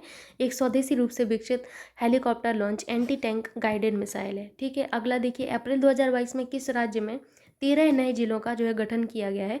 तो ये आंध्र प्रदेश में किया गया है। अब यहाँ पर 26 हो गए हैं, जिलों की संख्या 26 हो गई है। ठीक है, याद रखिएगा। अगला क्वेश्चन यहाँ पर देखते हैं, जो कि आपसे कि अप्रैल 2022 में महाराष्ट्र के लातूर जिले में स्टैच्यू ऑफ नॉलेज का अनावरण किया गया। यह प्रतिमा किसकी है? तो ये जो आपकी प्रतिमा है, जो आपका अनावरण किया गया है, तो यहाँ पर याद रखिएगा अंबेडकर साहब की है। किसकी? अंबेडकर साहब की है, महाराष्ट्र के लातूर जिले में। ठीक है। 1 मई 2022 को संपूर्ण विश्व में अंतर्राष्ट्रीय श्रमिक दिवस मनाया गया। इसकी शुरुआत कब हुई थी? अंतर्राष्ट्रीय श्रमिक दिवस की शुरुआत कब हुई थी, ये आपसे पूछा गया है। ठीक है, तो इसकी शुरुआत आपके 1889 को हुई थी। कब? 1889 को हुई थी, याद रखिएगा। नेक्स्ट क्वेश्चन देखते हैं, विश्व प्रेस दिवस आपका कब मनाया जाता है? तो वर्ल्ड प्रेस डे आपका जो है प्रतिवर्ष कब मनाया जाता है? 3 मई को मनाया जाता है। ठीक है, याद रखेंगे। अगला क्वेश्चन देखते हैं, मई 2022 में किसे विश्व खाद्य पुरस्कार 2022 से सम्मानित किए जाने की घोषणा की गई? तो ये जो पुरस्कार है सिंथिया रोजेनबर्ग को घोषित किए जाने की घोषणा की गई। अमेरिका कृषि वैज्ञानिक और नासा की जो है ये वैज्ञानिक है सिंथिया रोजेनबर्ग। नेक्स्ट क्वेश्चन आप लोग देख सकते हैं यहाँ पर कि मई 2022 में आरबीआई की मौद्रिक नीति समिति ने रेपो रेट में कितने आधार अंकों की वृद्धि की है? तो रेपो रेट में जो है इन्होंने कितने आधार अंक की वृद्धि की है? तो यहाँ पर याद रखिएगा 40। कितने? 40 की वृद्धि की है। वर्तमान में रेपो रेट जो है आपकी बढ़कर कितनी हो गई है? 4.40% हो गई है। कितनी? 4.40% हो गई है, याद रखिएगा। अब बात ये आती कि रेपो रेट होती क्या है? तो रेपो रेट वो वाली रेट होती है आपकी, वो दर होती है जिस पर आरबीआई वाणिज्यिक बैंकों को, आपका कमर्शियल बैंकों को जो है ऋण प्रदान करता है, वो होती है आपकी रेपो रेट, याद रखिएगा। बैंक रेट कितनी कर दी गई है आरबीआई ने? तो आरबीआई ने जो बैंक रेट कर दी गई है वो है आपकी 4.65% कर दी है। कितनी? 4.65%। याद रखिएगा आप लोग, ये दोनों ही महत्वपूर्ण है, रिवर्स रेपो रेट और आपका जो है बैंक रेट। अगला यहाँ पर देख सकते हैं क्वेश्चन कि मई 2022 में आयोजित दूसरा भारत नार्डिक शिखर सम्मेलन कहाँ आयोजित किया गया? तो ये जो आपका आयोजित किया गया कोपेनहेग में किया गया। कहाँ पर? कोपेनहेग में किया गया है। अब यहाँ से आपसे गद्यांश से रिलेटेड क्वेश्चन हैं। आइए देखते हैं। निर्देश आपको दिए गए हैं कि निम्नलिखित गद्यांश पढ़कर प्रश्नों के उत्तर दीजिए। तो पहले आपको क्वेश्चन मैं दिखा देती हूँ एक बार। यहाँ पर आप क्वेश्चन देख लीजिए। क्वेश्चन आपसे किस तरीके से था? साहसी मनुष्य क्या उधार नहीं लेता है? साहसी मनुष्य जो है किसके समान होता है? अगर आगे आपसे क्वेश्चन है कि दुनिया की परवाह किए बिना जीने वाले व्यक्ति से किसको जो है प्रकाश मिलता है? देख लीजिए। लेखक ने जो है कैसे जीवन को महान बताया है? इनमें से कौन सा व्यवहारिक शब्द के लिए पर्यायवाची शब्द नहीं है? ठीक है, आइए देखते हैं। अब आप आसानी से समझ जाएंगे कि किस किस चीज़ों पर आपको जो है गद्यांश में ध्यान देना है ना। देखिए, साहस की ज़िंदगी सबसे बड़ी ज़िंदगी होती है। ऐसी ज़िंदगी की सबसे बड़ी पहचान यह है कि यह बिल्कुल निडर, बिल्कुल बेखौफ होती है। साहसी मनुष्य की पहली पहचान है कि वह इस बात की चिंता नहीं करता कि तमाशा देखने वाले लोग उसके बारे में क्या सोच रहे हैं। दूसरों की परवाह किए बगैर जीने वाला आदमी दुनिया की असली ताकत होता है और मनुष्यता के प्रकाश से ऐसे ही आदमी से मिलता है। साहसी मनुष्य उन सपनों में भी आपका रस लेता है जिनका कोई व्यवहारिक अर्थ नहीं होता। साहसी मनुष्य जो है सपने उधार नहीं लेता। वह अपने विचारों में रमा हुआ अपनी ही किताब पढ़ता है। आगे देखते हैं। पढ़ता है, झुंड में चलना और झुंड में चरना तो भैंस और भेड़ का काम है। साहसी मनुष्य तो सिंह के समान होता है जो अकेला अकेला होने पर भी मग्न रहता है। अर्नाल्ड बेनेट ने यह जगह लिखा, जो आदमी उपयुक्त अवसर मिलने पर भी साहस से काम ना ले सका वह कभी भी सुखी नहीं हो सकता। समय पर साहस ना दिखाने वाला व्यक्ति अपने भीतर एक आवाज़ सुनता है जो उसे बराबर कहती है, तुम साहस नहीं दिखा सके, तुम कायर की तरह भाग खड़े हुए। आगे देखते हैं आगे क्या बोला गया है। अब यहाँ से आपसे क्वेश्चंस थे। साहसी मनुष्य क्या उधार नहीं लेता? तो आप सभी ने देखा कि क्या उधार नहीं लेता एक साहसी जो व्यक्ति होता है। तो आप लोगों को बताया गया साहसी व्यक्ति जो है वो कभी भी अपना सपने उधार नहीं लेता है ना। साहसी मनुष्य किसके समान होता है? तो ये सिंह के समान होता है ना। अगला देखिए, दुनिया की परवाह किए बिना जीने वाले व्यक्ति से किसको प्रकाश मिलता है, किसको प्रकाश मिलता है बताइए आप लोग। तो ये जो है मनुष्यता को प्रकाश मिलता है, किसको, मनुष्यता को प्रकाश मिलता है। लेखक ने कैसे जीवन को महान बताया है, तो लेखक ने जो है बेसिकली हिम्मत वाली जो आपका जीवन है इसको महान बताया है ना। अगला देख लीजिए क्वेश्चन, इनमें से कौन सा व्यवहारिक शब्द के लिए पर्यायवाची शब्द नहीं है, बताइए व्यवहारिक के लिए कौन सा पर्यायवाची नहीं होगा आपकी नज़रों में। ठीक, देख लीजिए थोड़ा सा। तो व्यवहारिक जो शब्द है इसके लिए आदर्शवादी पर्यायवाची नहीं है ना, बाकी सब है। आगे देखते हैं हम, आगे आपसे कुछ इस तरीके से, शिक्षा मनुष्य को मस्तिष्क और शरीर का उचित तालमेल करना सिखाती है। वह शिक्षा जो मानव को पाठ्य पुस्तकों के ज्ञान के अतिरिक्त कुछ गंभीर चिंतन ना दे। यदि हमारी शिक्षा सुसंस्कृत, सभ्य, सुचरित और अच्छे नागरिक नहीं बना सकती तो उससे क्या लाभ। सहृदय, सच्चा परंतु अनपढ़ मजदूर उस स्नातक से कहीं अच्छा है जो निर्दय और चरित्रहीन है। संसार के सभी वैभव और सुख साधन भी मनुष्य को तब तक सुखी नहीं बना सकते जब तक कि मनुष्य को आत्मिक ज्ञान ना हो। ठीक, हमारे कुछ अधिकार और कर्तव्य भी हैं। शिक्षित व्यक्ति को कर्तव्यों का उतना ही ध्यान रखना चाहिए जितना कि अधिकारों का।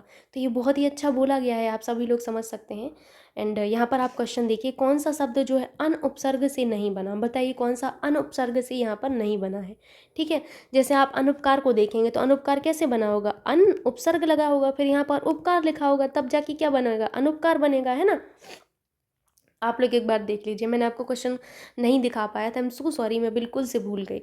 अनुपम का देख लीजिए, अनुपम कैसे बना होगा आपका, अन अन प्लस उपम से बना होगा, सिंपल सी बात है। अनपढ़ कैसे बना होगा, अनपढ़ जो है आपका कैसे बनेगा, बताइए जल्दी से आप लोग। तो अनपढ़ जो है इसमें कभी भी आपका जो है इस तरीके से ये उपसर्ग नहीं लगता है। कौन सा उपसर्ग लगता है इसमें, जो लगता है सिंपल ये लगता है, हलंत इसमें नहीं आता है। ठीक है, याद रखिएगा इसमें हलंत नहीं होता। बाकी देखिए इसमें अनुपसर्ग में हलंत है, इसमें भी हलंत है, मैंने उसमें उन लिख दिया था, लेकिन अनुपसर्ग होता है, उन नहीं होता है, अनुपसर्ग ये होता है। ठीक, तो यहाँ पर आपने देखा कि हलंत है, ये हलंत कहलाता है, ये जो आपको दिख रहा होगा ये हलंत कहलाता है। ठीक है, जबकि अनपढ़ में सिर्फ ये है हमारा उपसर्ग अन। ठीक है, हलंत वाला नहीं होता है। तो यही है जिसको आप कह नहीं सकते कि ये जो है आपका अन उपसर्ग से बना है। बाकी अनुपयोगी कैसे बना होता है, अन उपसर्ग लगा होगा और फिर यहाँ पर क्या होगा, उपयोगी होगा, होगा कि नहीं। तो आपका सी ऑप्शन यहाँ पर सही होगा। मनुष्य तभी सुखी कहा जा सकता है जब, कब सुखी कहा जा सकता है, जब उसे आत्मिक ज्ञान होता है ना। आगे देखिए, सुख साधन का विग्रह और समास है। तो सुख साधन का आपका विग्रह और समास क्या होगा, बताइए जल्दी से आप लोग, क्या होगा आपका, सुख साधन का क्या होगा, सुख के साधन होगा, है ना। अब ये रट मत लेना कि यहाँ पर डैश है तो यहाँ पर कौन सा समास आएगा, आपने रट लिया होगा, है ना, कि डैश आया है तो द्वंद्व समास होगा। मैंने आप लोगों को समझाया हुआ है कि जब कभी भी आपका इस तरीके से आता है तो ये देखना होता और का भाव आना चाहिए, जैसे माता और पिता, है ना। समझाया था आप लोगों को ही नहीं। यहाँ पर सुख के साधन, तो यहाँ पर क्या आया है, तत्पुरुष समास होगा कि नहीं होगा, है ना। तो ये कौन सा होगा आपका, सी ऑप्शन सही होगा यहाँ पर। अगला देखिए, वह अशिक्षित शिक्षित व्यक्ति से अच्छा है जो, कौन सा, जो दयालु है और कैसा है, सच्चरित्र हो, है ना। आगे देखते हैं, आगे क्या है, अच्छी शिक्षा की विशेषता नहीं है। तो अच्छी शिक्षा की विशेषता क्या नहीं हो सकती, आत्मिक ज्ञान देती है, सच्चरित्र नागरिक बनाती है, सुसंस्कृत बनाती है, अनुत्तरदायी तो नहीं बनाती कभी भी, है ना। तो ये आपका डी ऑप्शन करेक्ट होगा, मतलब जो हमारी विशेषता नहीं है। आगे क्वेश्चंस देखते हैं हम। आगे हमसे कहा गया है, निम्न दंड आरेख में एक माध्यमिक विद्यालय के एक वर्ष विशेष की वार्षिक परीक्षा के परिणामों को दर्शाया गया है। इसके आधार पर नीचे दिए गए 4 प्रश्नों के सही उत्तर बताइए। आइए देखते हैं, कुछ इस तरीके से जो है ये आपको दिया गया है, आप लोग एक बार इसको देख लीजिए अच्छे से। अब यहाँ पर क्वेश्चन देखेंगे तब आपको समझ आएगा। तो सबसे पहले हमसे जो क्वेश्चन है वो ये है कि वह कक्षा कौन सी है जिसे जो है आपका उत्तीर्ण करने वाले विद्यार्थी सर्वाधिक हैं। तो पहले ऑप्शन देखिए, आपको इन्हीं ऑप्शन में से छांटना है, अननेसेसरली आपको सबका नहीं देखना है। जो ऑप्शन में दिए गए उन्हीं में देखेंगे ना, सर्वाधिक किन में होगा कि नहीं। तो आइए देखते हैं हम यहाँ पर। जैसे सबसे पहला ऑप्शन हमारा ये वाला था तो हम इसको चेक करेंगे। तो देख लेते हैं विद्यार्थियों की संख्या कितनी है। यहाँ पर देखिए ये वाली गर्ल्स हैं, डार्क वाली गर्ल्स हैं तो कितनी है 50 गर्ल्स हैं, है ना। और ये लाइट वाला क्या शो कर रहा है, ये बॉयज़ को शो कर रहा है 90। 50 + 90 कितना होता है, ओरल कैलकुलेशन है 140 आपने कहा, ठीक है। नेक्स्ट ऑप्शन आपका कौन सा था, नेक्स्ट ऑप्शन ये वाला था। इसमें देख लेते हैं, पेन का कलर मैं चेंज कर रही है, आपको दिख जाएगा आसानी से। बॉयज़ कितने हैं 40 हैं।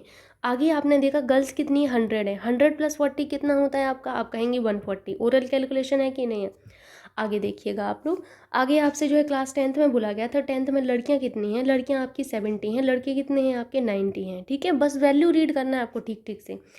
तो 60 आपका ये कितना हो जाएगा, 160 हो जाएगा, होगा कि नहीं। 70 + 90 कितना होता है, 160 होता है कि नहीं होता है।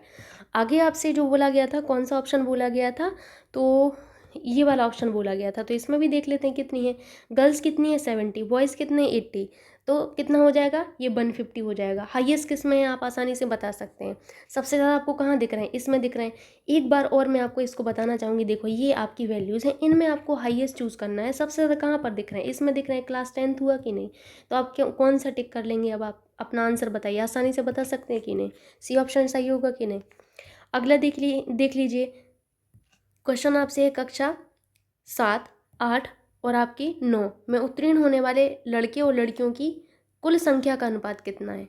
तो आपको क्या देखना होगा, आपको देखना होगा कक्षा 7, 8 और 9 में उत्तीर्ण होने वाले लड़के, ठीक है। फिर कक्षा 7, 8 और 9 में उत्तीर्ण होने वाली लड़कियां, और अनुपात आप आसानी से निकाल सकते हैं। आइए मैं आपको समझा देती हूँ, आप आसानी से समझ जाएंगे।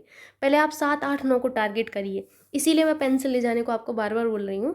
7, 8, 9 को टारगेट करिए। पहले कैसे करेंगे 7, 8, 9 को, कहाँ से आपको 7 दिख रहा है, ये 7, 8 और 9, इन 3 को टारगेट करिए। पहले बॉयज़ देखिए, ये बॉयज़ 40 हुए, यहाँ पर 90 हुए, और यहाँ पर कितने हुए, यहाँ पर बॉयज़ आपके कितने हैं 70 हुए।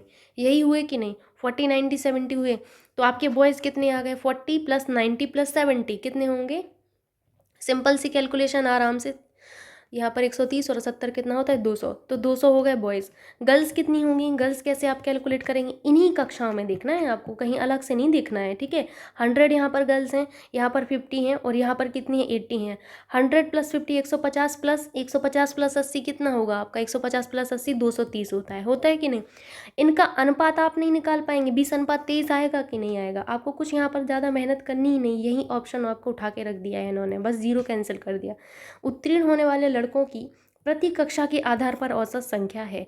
अब देखिए यहाँ पर कुछ घुमा के कह दिया गया है, उत्तीर्ण होने वाले लड़कों की प्रति कक्षा के आधार पर जो है औसत क्या है। आपको क्या करना, आपको बस खाली लड़के निकालना है, लड़के ऊपर कर दीजिए, नीचे जितने आपसे पूछे गए हैं वो, और आप क्या करेंगे, इसको फाइंड करेंगे, तो यही आपका औसत आएगा। देखते हैं लड़के कितने हैं, सभी कक्षाओं में आप देखेंगे लड़के लाइट वाले हैं, ये 80 हैं, ठीक है। यहाँ पर कितने हैं 40 हैं, अगला यहाँ पर कितने हैं 90 हैं। एक बार ध्यान से आप लोग देखते जाइएगा, 70 हैं यहाँ पर, और यहाँ पर भी कितने हैं 70 हैं। यही है ना, 80, 40 + 90 प्लस आपका 70 + 70, तो कितना होगा, जोड़िए इन सभी को, 8, 4, 12, 12 और 14 कितना होगा 26। 26 में 10 जोड़िए तो कितना होता है, 36 में से 1 घटाइए तो कितना होता है, 36 में से 1 घटाएंगे 35 होगा, यानी कि 350 आ जाएगा, ठीक। 350 आएगा। कितनी आपकी हैं क्लासेस, 1, 2, 3, 4, 5, तो आपको 5 से डिवाइड कर देना। ये आपका सिंपल सी कैलकुलेशन है, 70 आ गया कि नहीं।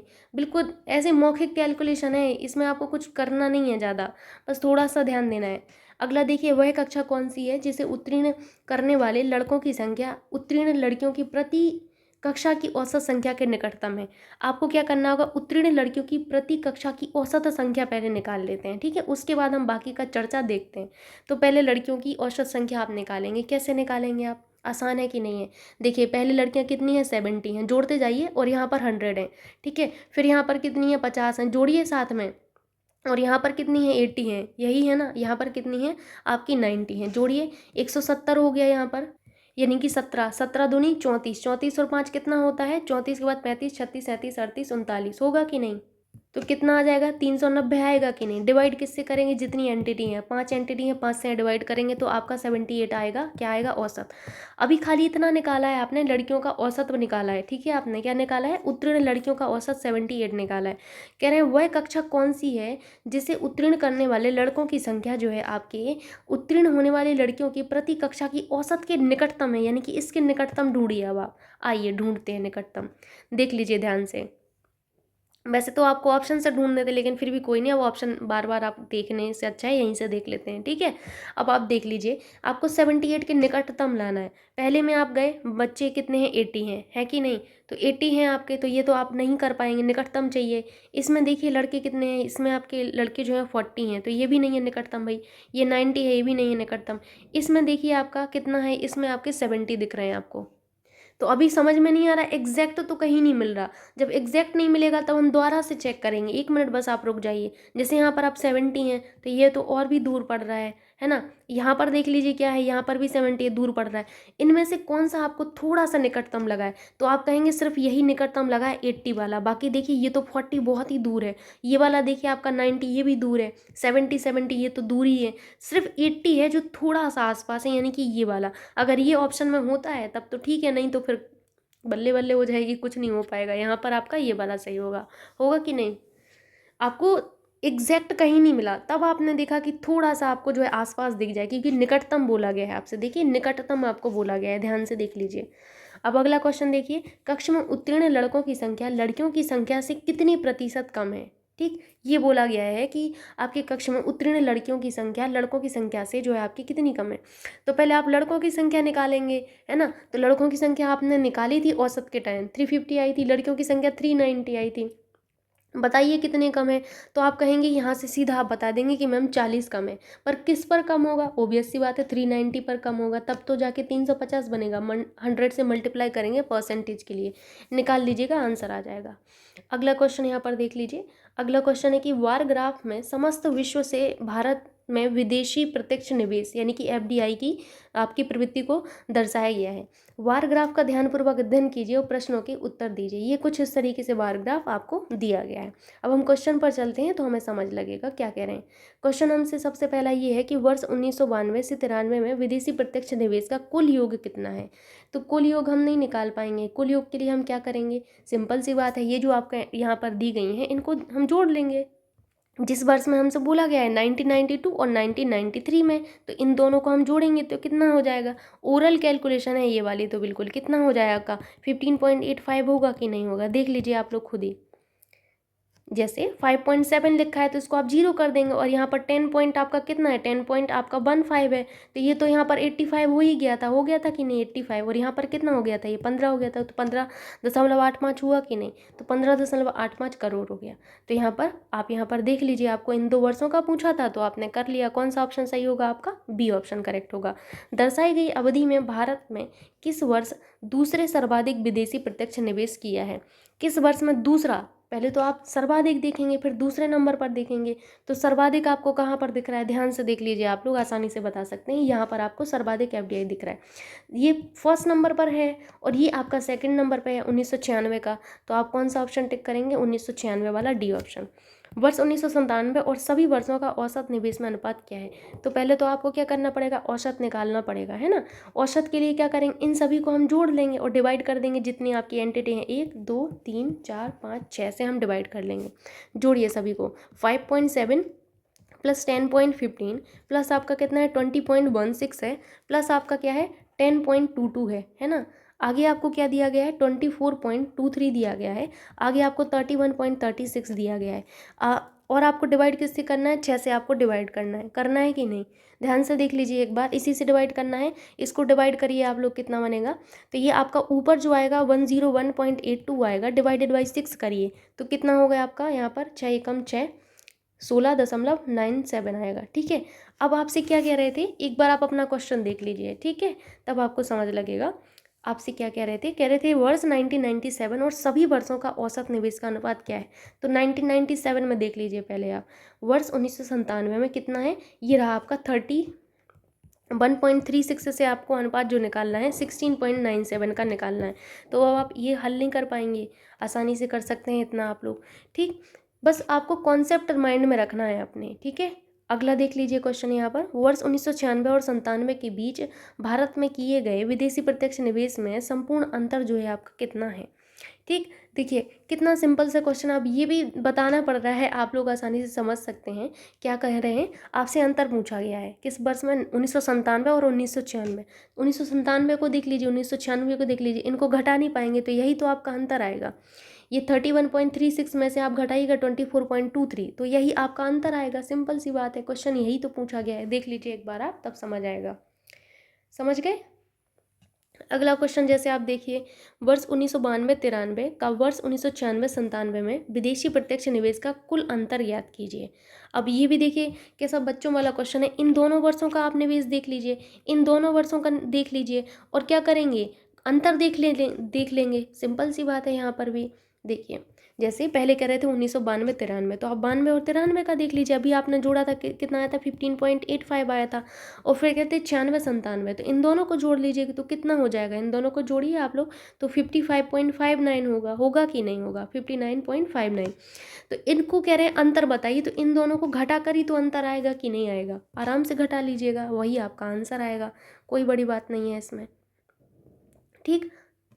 अब जैसे ये अगला क्वेश्चन देखिए आप, दी गई तालिका में विभिन्न परीक्षा केंद्रों में परीक्षा का नामांकन भरने वाले अभ्यर्थियों की संख्या को कुल अभ्यर्थियों की संख्या के प्रतिशत के रूप में दर्शाया गया है।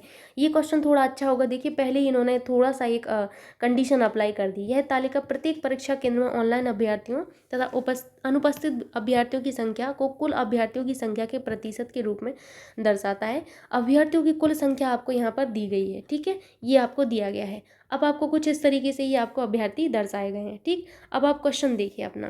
क्वेश्चन कह रहा है कि यदि ई परीक्षा केंद्र एफ पर उपस्थित अभ्यर्थियों की कुल संख्या के 15% के बराबर है तथा बी परीक्षा केंद्र के पर उपस्थित अभ्यर्थियों के बराबर है, तो ए बी का कितना प्रतिशत है। ठीक। तो पहले तो हमें ए और बी निकालना होगा, है ना, तब तो हम निकाल पाएंगे। तो ई हमारा क्या है, कह रहे हैं कि एफ परीक्षा केंद्र पर उपस्थित अभ्यर्थियों की कुल संख्या का 15% है, यानी कि एफ का 15% है। सिंपल सी बात है। तो पहले हम एफ देखेंगे, एफ कितना होगा, है ना, तब तो जाके हम 15% निकाल पाएंगे। लेकिन ध्यान से पढ़िए, उपस्थित बोल रहे हैं, तो एफ में उपस्थित कितने, एफ में उपस्थित ही तो बोला जा रहा है, तो ऐप में उपस्थित बोल रहे हैं। देखिए उपस्थित ही तो बोला जा रहा है, ध्यान से देख लीजिए। तो उपस्थित कितने होंगे, जैसे कोई भी आपका होगा तो पहले 100% ही होगा टोटल, उसमें से आपके अनुपस्थित 36% हैं, तो उपस्थित कितने होंगे बताइए आप लोग। ये नहीं बता पाएंगे कि आप लोग कितने अनुपस्थित होंगे आप। सिंपल सी बात है, 100 - 36 यानी कि आपका कितना 64% होगा कि नहीं होगा। मेन जो कॉन्सेप्ट है वो आपको यहीं पर जो है लगाना है, थोड़ा सा बस ध्यान से देखिए तब आपको समझ आएगा। कह रहे हैं कि ई परीक्षा केंद्र जो है एफ पर उपस्थित अभ्यर्थियों की कुल संख्या के 15% के बराबर है। तो मैं आपको पहले ये सजेस्ट करूंगी कि आप एफ पर उपस्थित अभ्यर्थियों की संख्या निकाल लें, 15% आप बाद में करिएगा, ठीक, तब आपको समझ लगेगा। तो आप क्या करेंगे, एफ में उपस्थित अभ्यर्थी देखेंगे तो टोटल जो आपके कुल अभ्यर्थी कितने हैं, आप कहेंगे इतने अभ्यर्थी हैं, तो आपने ये लिख लेना है। ठीक, 12 लाख लिखिए यहाँ पर। ठीक, 12 लाख का कितने प्रतिशत जो है आपके एफ में उपस्थित, मैं बोल रही हूँ फिर से, आपको जो है इस चीज़ पर ध्यान देना है कि कुल अभ्यर्थी जो है आपके एफ में कितने हैं, 15% हैं। इस चीज़ को समझिएगा कि अभ्यर्थियों की कुल संख्या आपको ये दी गई है, कुल संख्या में से 15% विद्यार्थी ऐसे हैं जो परीक्षा केंद्र एफ में हैं।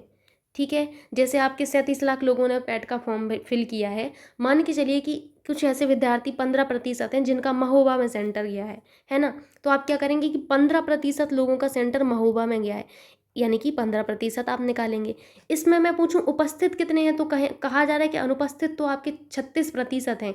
तो 100 का 36% जब आपके अनुपस्थित है तो उपस्थित कितने होंगे, सिंपल सी बात है, 100 - 36% यानी कि 64% होंगे कि नहीं। तो आपने कहा 64% उपस्थित रहे, वेरी गुड, इतना आपने कर लिया। फिर आपसे क्या कहा गया है कि ई में आपके जो विद्यार्थी हैं, कह रहे हैं ई परीक्षा केंद्र में एफ पर उपस्थित अभ्यर्थियों की कुल संख्या के 15%, तो इसका 15%, इस पूरे का 15% जो है आपके ए में विद्यार्थी हैं, किसमें है, ए में।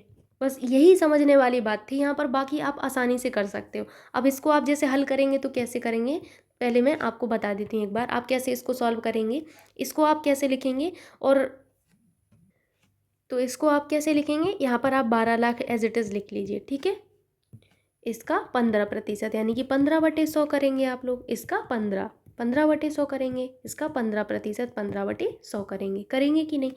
अब इतना आपने सॉल्व कर लिया, अब आगे देख लीजिए आप लोग। आगे आपसे कहा जा रहा है कि बी परीक्षा केंद्र में के पर उपस्थित अभ्यर्थियों के बराबर हैं।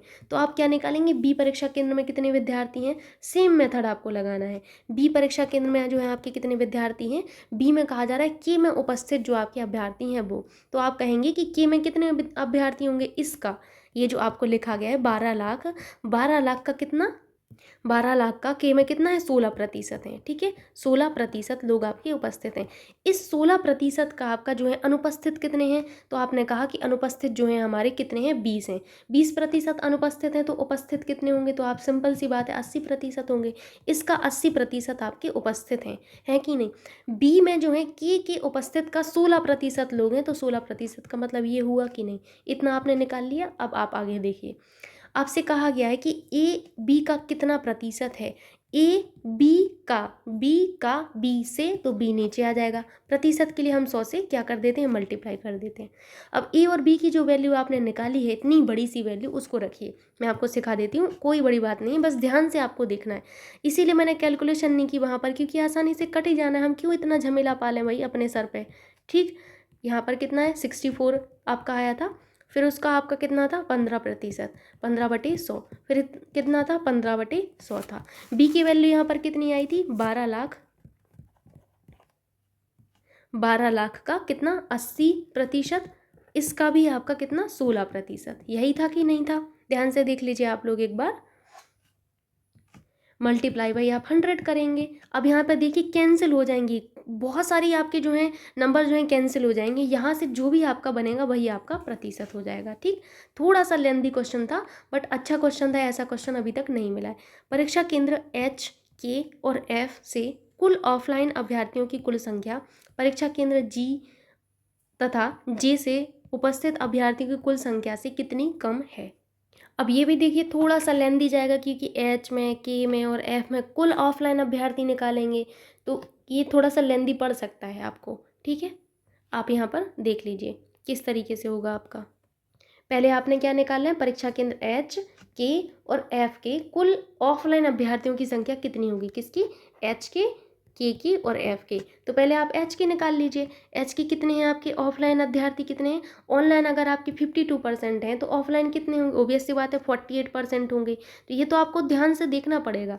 तो मैं एक काम कर रही कि इस वाली राशि को बाहर ही ले रही, ठीक है, क्योंकि इसी का ये कुल संख्या जो है आपकी, कुल संख्या का जो है 20% आपके एच में है, इसका जो है आपके 52% ऑनलाइन में है, ऑफलाइन में कितने होंगे, 48% होंगे कि नहीं। तो एक काम कर रही मैं, इसको बाहर ही ले रही, तो मुझे आसानी होगी। 12 लाख को मैंने बाहर ले लिया। इस 12 लाख को बाहर लेने पर आपने एक चीज़ लगाई कि इस 12 लाख का 20% आपके एच में है ना। इस 20% आपका जो है 48% लोग जो हैं आपके ऐसे हैं, 48% लोग आपके कैसे हैं, जो आपके कैसे परीक्षा दे रहे हैं, ऑफलाइन दे रहे हैं। ठीक, इतना समझ में आ गया आप लोगों को। प्लस ये आपने एच का निकाला है, अब के का निकालेंगे आप, तो 12 लाख का कितना प्रतिशत लोग के में है, तो आपने कहा 16% लोग हैं। वेरी गुड, 16% का मतलब है 16/100। इस 16% का जो है आपके ऑनलाइन कितने लोग परीक्षा दे रहे हैं, तो आपने कहा 38% है ना। तो मैंने पूछा ऑफलाइन, तो आप कहेंगे 62%, तो 62% हो गया कि नहीं। अब यहाँ पर एफ का निकालना है, तो 12 लाख का एफ में कितने प्रतिशत लोग हैं, 15% लोग, यानी कि 15/100। इस 15/100 को क्या करेंगे, इस 15% का कितने लोग आपके जो है ऑनलाइन दे रहे हैं, 30%। ऑफलाइन कितने लोग देंगे, 70%, यानी कि 70/100। ये हुआ आपका जो है इन तीनों में आपके ऑनलाइन नहीं, ऑफलाइन आपके अभ्यर्थियों की संख्या, किसकी, ऑफलाइन अभ्यर्थियों की संख्या होगी कि नहीं। ये आपको यहाँ पर निकाल लेना है, इतना आप निकाल लेंगे। अब आप आगे देखिए क्या कह रहे हैं, थोड़ा सा लेंदी क्वेश्चन है बट सिंपल है। आगे कह रहे हैं परीक्षा केंद्र जी और आपके जे में उपस्थित अभ्यर्थियों की कुल संख्या, तो हम जी और जे में उपस्थित अभ्यर्थी निकाल लेंगे, किसमें, जी में और जी में। तो पहले आप 12 लाख को ना बाहर ही कर लीजिए, इस चक्कर से फ्री रहेंगे आप लोग। ठीक, आप 12 लाख को बाहर कर लेंगे, 12 लाख, एक ज़ीरो एक्स्ट्रा लग गया, हटा लीजिए इसको, थोड़ा सा आप लोग देखते रहिए, ठीक है। अब आपको जी और जी में निकालना है, तो पहले मैं जी में निकालती हूँ। ठीक, जी में आपसे कहा गया है आपके उपस्थित अभ्यर्थी, ठीक है। जी में पहले तो जी में देखिए आपके 12 लाख का 25% है, कितने प्रतिशत है, 25%। इस 25% का 25% आपके जो हैं कैसे हैं, आपके आपके अभ्यर्थी अनुपस्थित हैं और उपस्थित कितने होंगे, तो आप कहेंगे 75% होंगे। तो ये सिंपल सी बात हो गई, इसमें कौन सा दिमाग लगाना है आपको। अब हम जे में निकालते हैं। जे में 24% आपके अभ्यर्थी हैं, कितने 24%, इसका 18% अनुपस्थित हैं, तो उपस्थित कितने होंगे आपके, 18 का क्या होगा 82% होगा, यहाँ पर होगा कि नहीं। अब आप इसको कैलकुलेट कर लीजिएगा और अंतर निकाल लीजिएगा। अंतर आपको निकालना था कितना कम है ना, तो आप कम कम के लिए क्या निकालेंगे, अंतर ही निकालेंगे। सिंपल सी बात है। प्रतिशत बोला जाता कि कितना प्रतिशत कम है, तब आप परसेंटेज पर जाते। परीक्षा केंद्र एफ, एच, जे और जी से ऑफलाइन अभ्यर्थियों की कुल संख्या क्या है।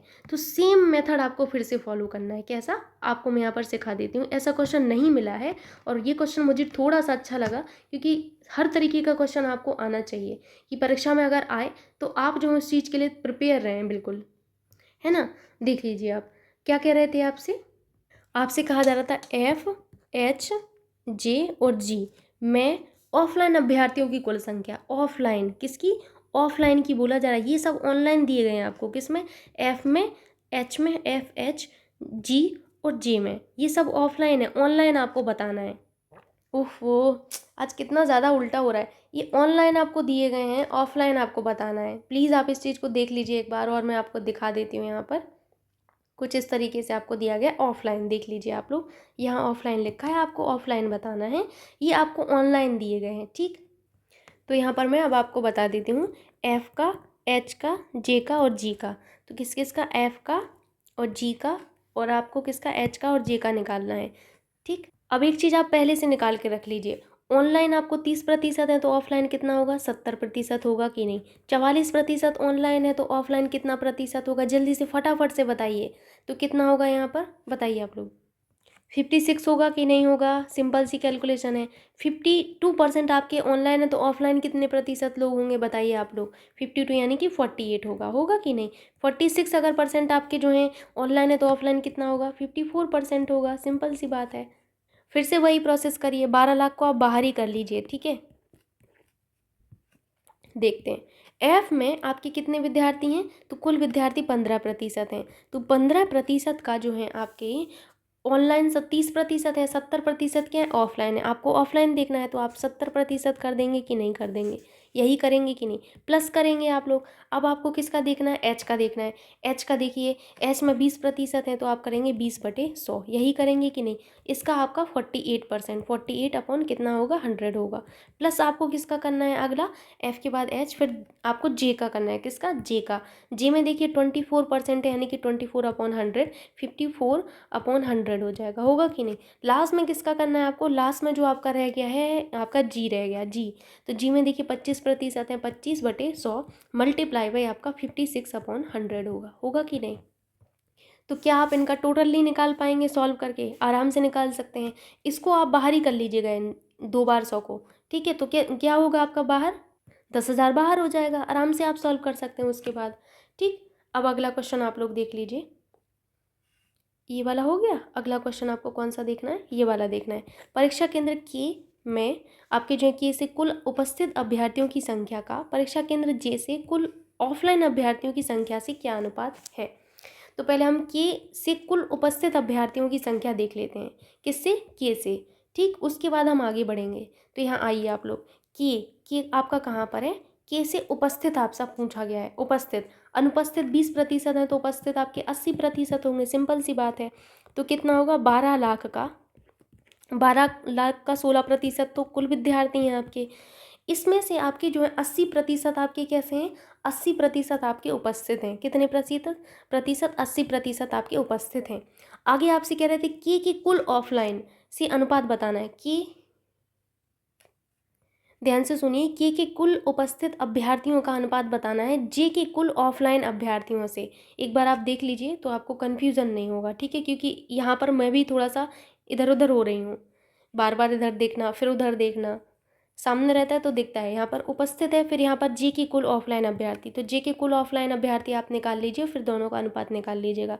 जी में जाइए, जी में ऑफलाइन कितने होंगे, 46 तो आपके ऑनलाइन है, तो ऑफलाइन कितने प्रतिशत होंगे, 100 माइनस 46 यानी कि 54% होंगे। तो आप क्या करेंगे, यहाँ पर 12 लाख लिखेंगे। 12 लाख का कितना प्रतिशत लोग, 24% लोग आपके किस में हैं, जी में हैं। कितने, 24% लोग हैं। कितना, 100% जो है आपका, 100% का 24%, 100% ये कहलाएगा ना इसका, इसका 24% इसमें है। ठीक है, आगे देखिए, आगे आपसे क्या कहा गया है, आगे जो आपसे कहा गया है, ये कहा गया है कि आपके जो हैं जे के कुल ऑफलाइन, तो जे में ऑफलाइन कितने होंगे, 54% थे, तो यानी कि 54/100 होगा कि नहीं। अब आप अनुपात निकाल लीजिएगा, जो मैंने पहले वैल्यू बताई थी उसका और जो बाद में बताई उसका, आप यहाँ पर लिख लीजिए आसानी से। आपको किस किस का अनुपात बताना है, कि कुल उपस्थित अभ्यर्थी आपने कितने निकाले थे, आपने निकाले थे 12 लाख। 12 लाख का कितना, फिर से एक ज़ीरो एक्स्ट्रा हो गया, एक ज़ीरो को हटा दीजिए यहाँ पर। 12 लाख का कितना था, 12 लाख का 16%, इसका आपका 80% था कि नहीं। अनुपात आपको किससे निकालना है, ये जो आपका 12 लाख आया है, 12 लाख, 12 लाख का अपना कितना प्रतिशत, 24% का आपका कितना प्रतिशत, 54%, ये अनुपात निकाल लीजिएगा। इसीलिए आपको मैं सॉल्व नहीं करवाई पूरी वैल्यू, क्योंकि यहाँ से देखिए आसानी से ये कट सकता है आपका, तो आपको कुछ यहाँ पर करना ही नहीं है, आप आसानी से कर सकते हैं। अगला देख लीजिए क्वेश्चन, परीक्षा केंद्र एच तथा जी को मिलाकर उपस्थित अभ्यर्थियों की कुल संख्या क्या है। तो आप कैसे निकालेंगे, परीक्षा केंद्र एच और जी को मिलाकर अभ्यर्थियों की संख्या कितनी है, तो देख लीजिए आप लोग एक बार कुछ इस तरीके से, जो आपका यहाँ पर है, इसमें मैं आपको यहीं पर बता देती हूँ किस में निकालना है, एच में और जी में। एच पर फोकस करना है और जी पर। तो आप क्या करेंगे, 12 लाख आप पहले कॉमन कर लीजिए, क्योंकि कुल कह रहे हैं तो भाई ये तो कॉमन आएगा ही आपका, यहाँ पर आएगा कि नहीं आएगा।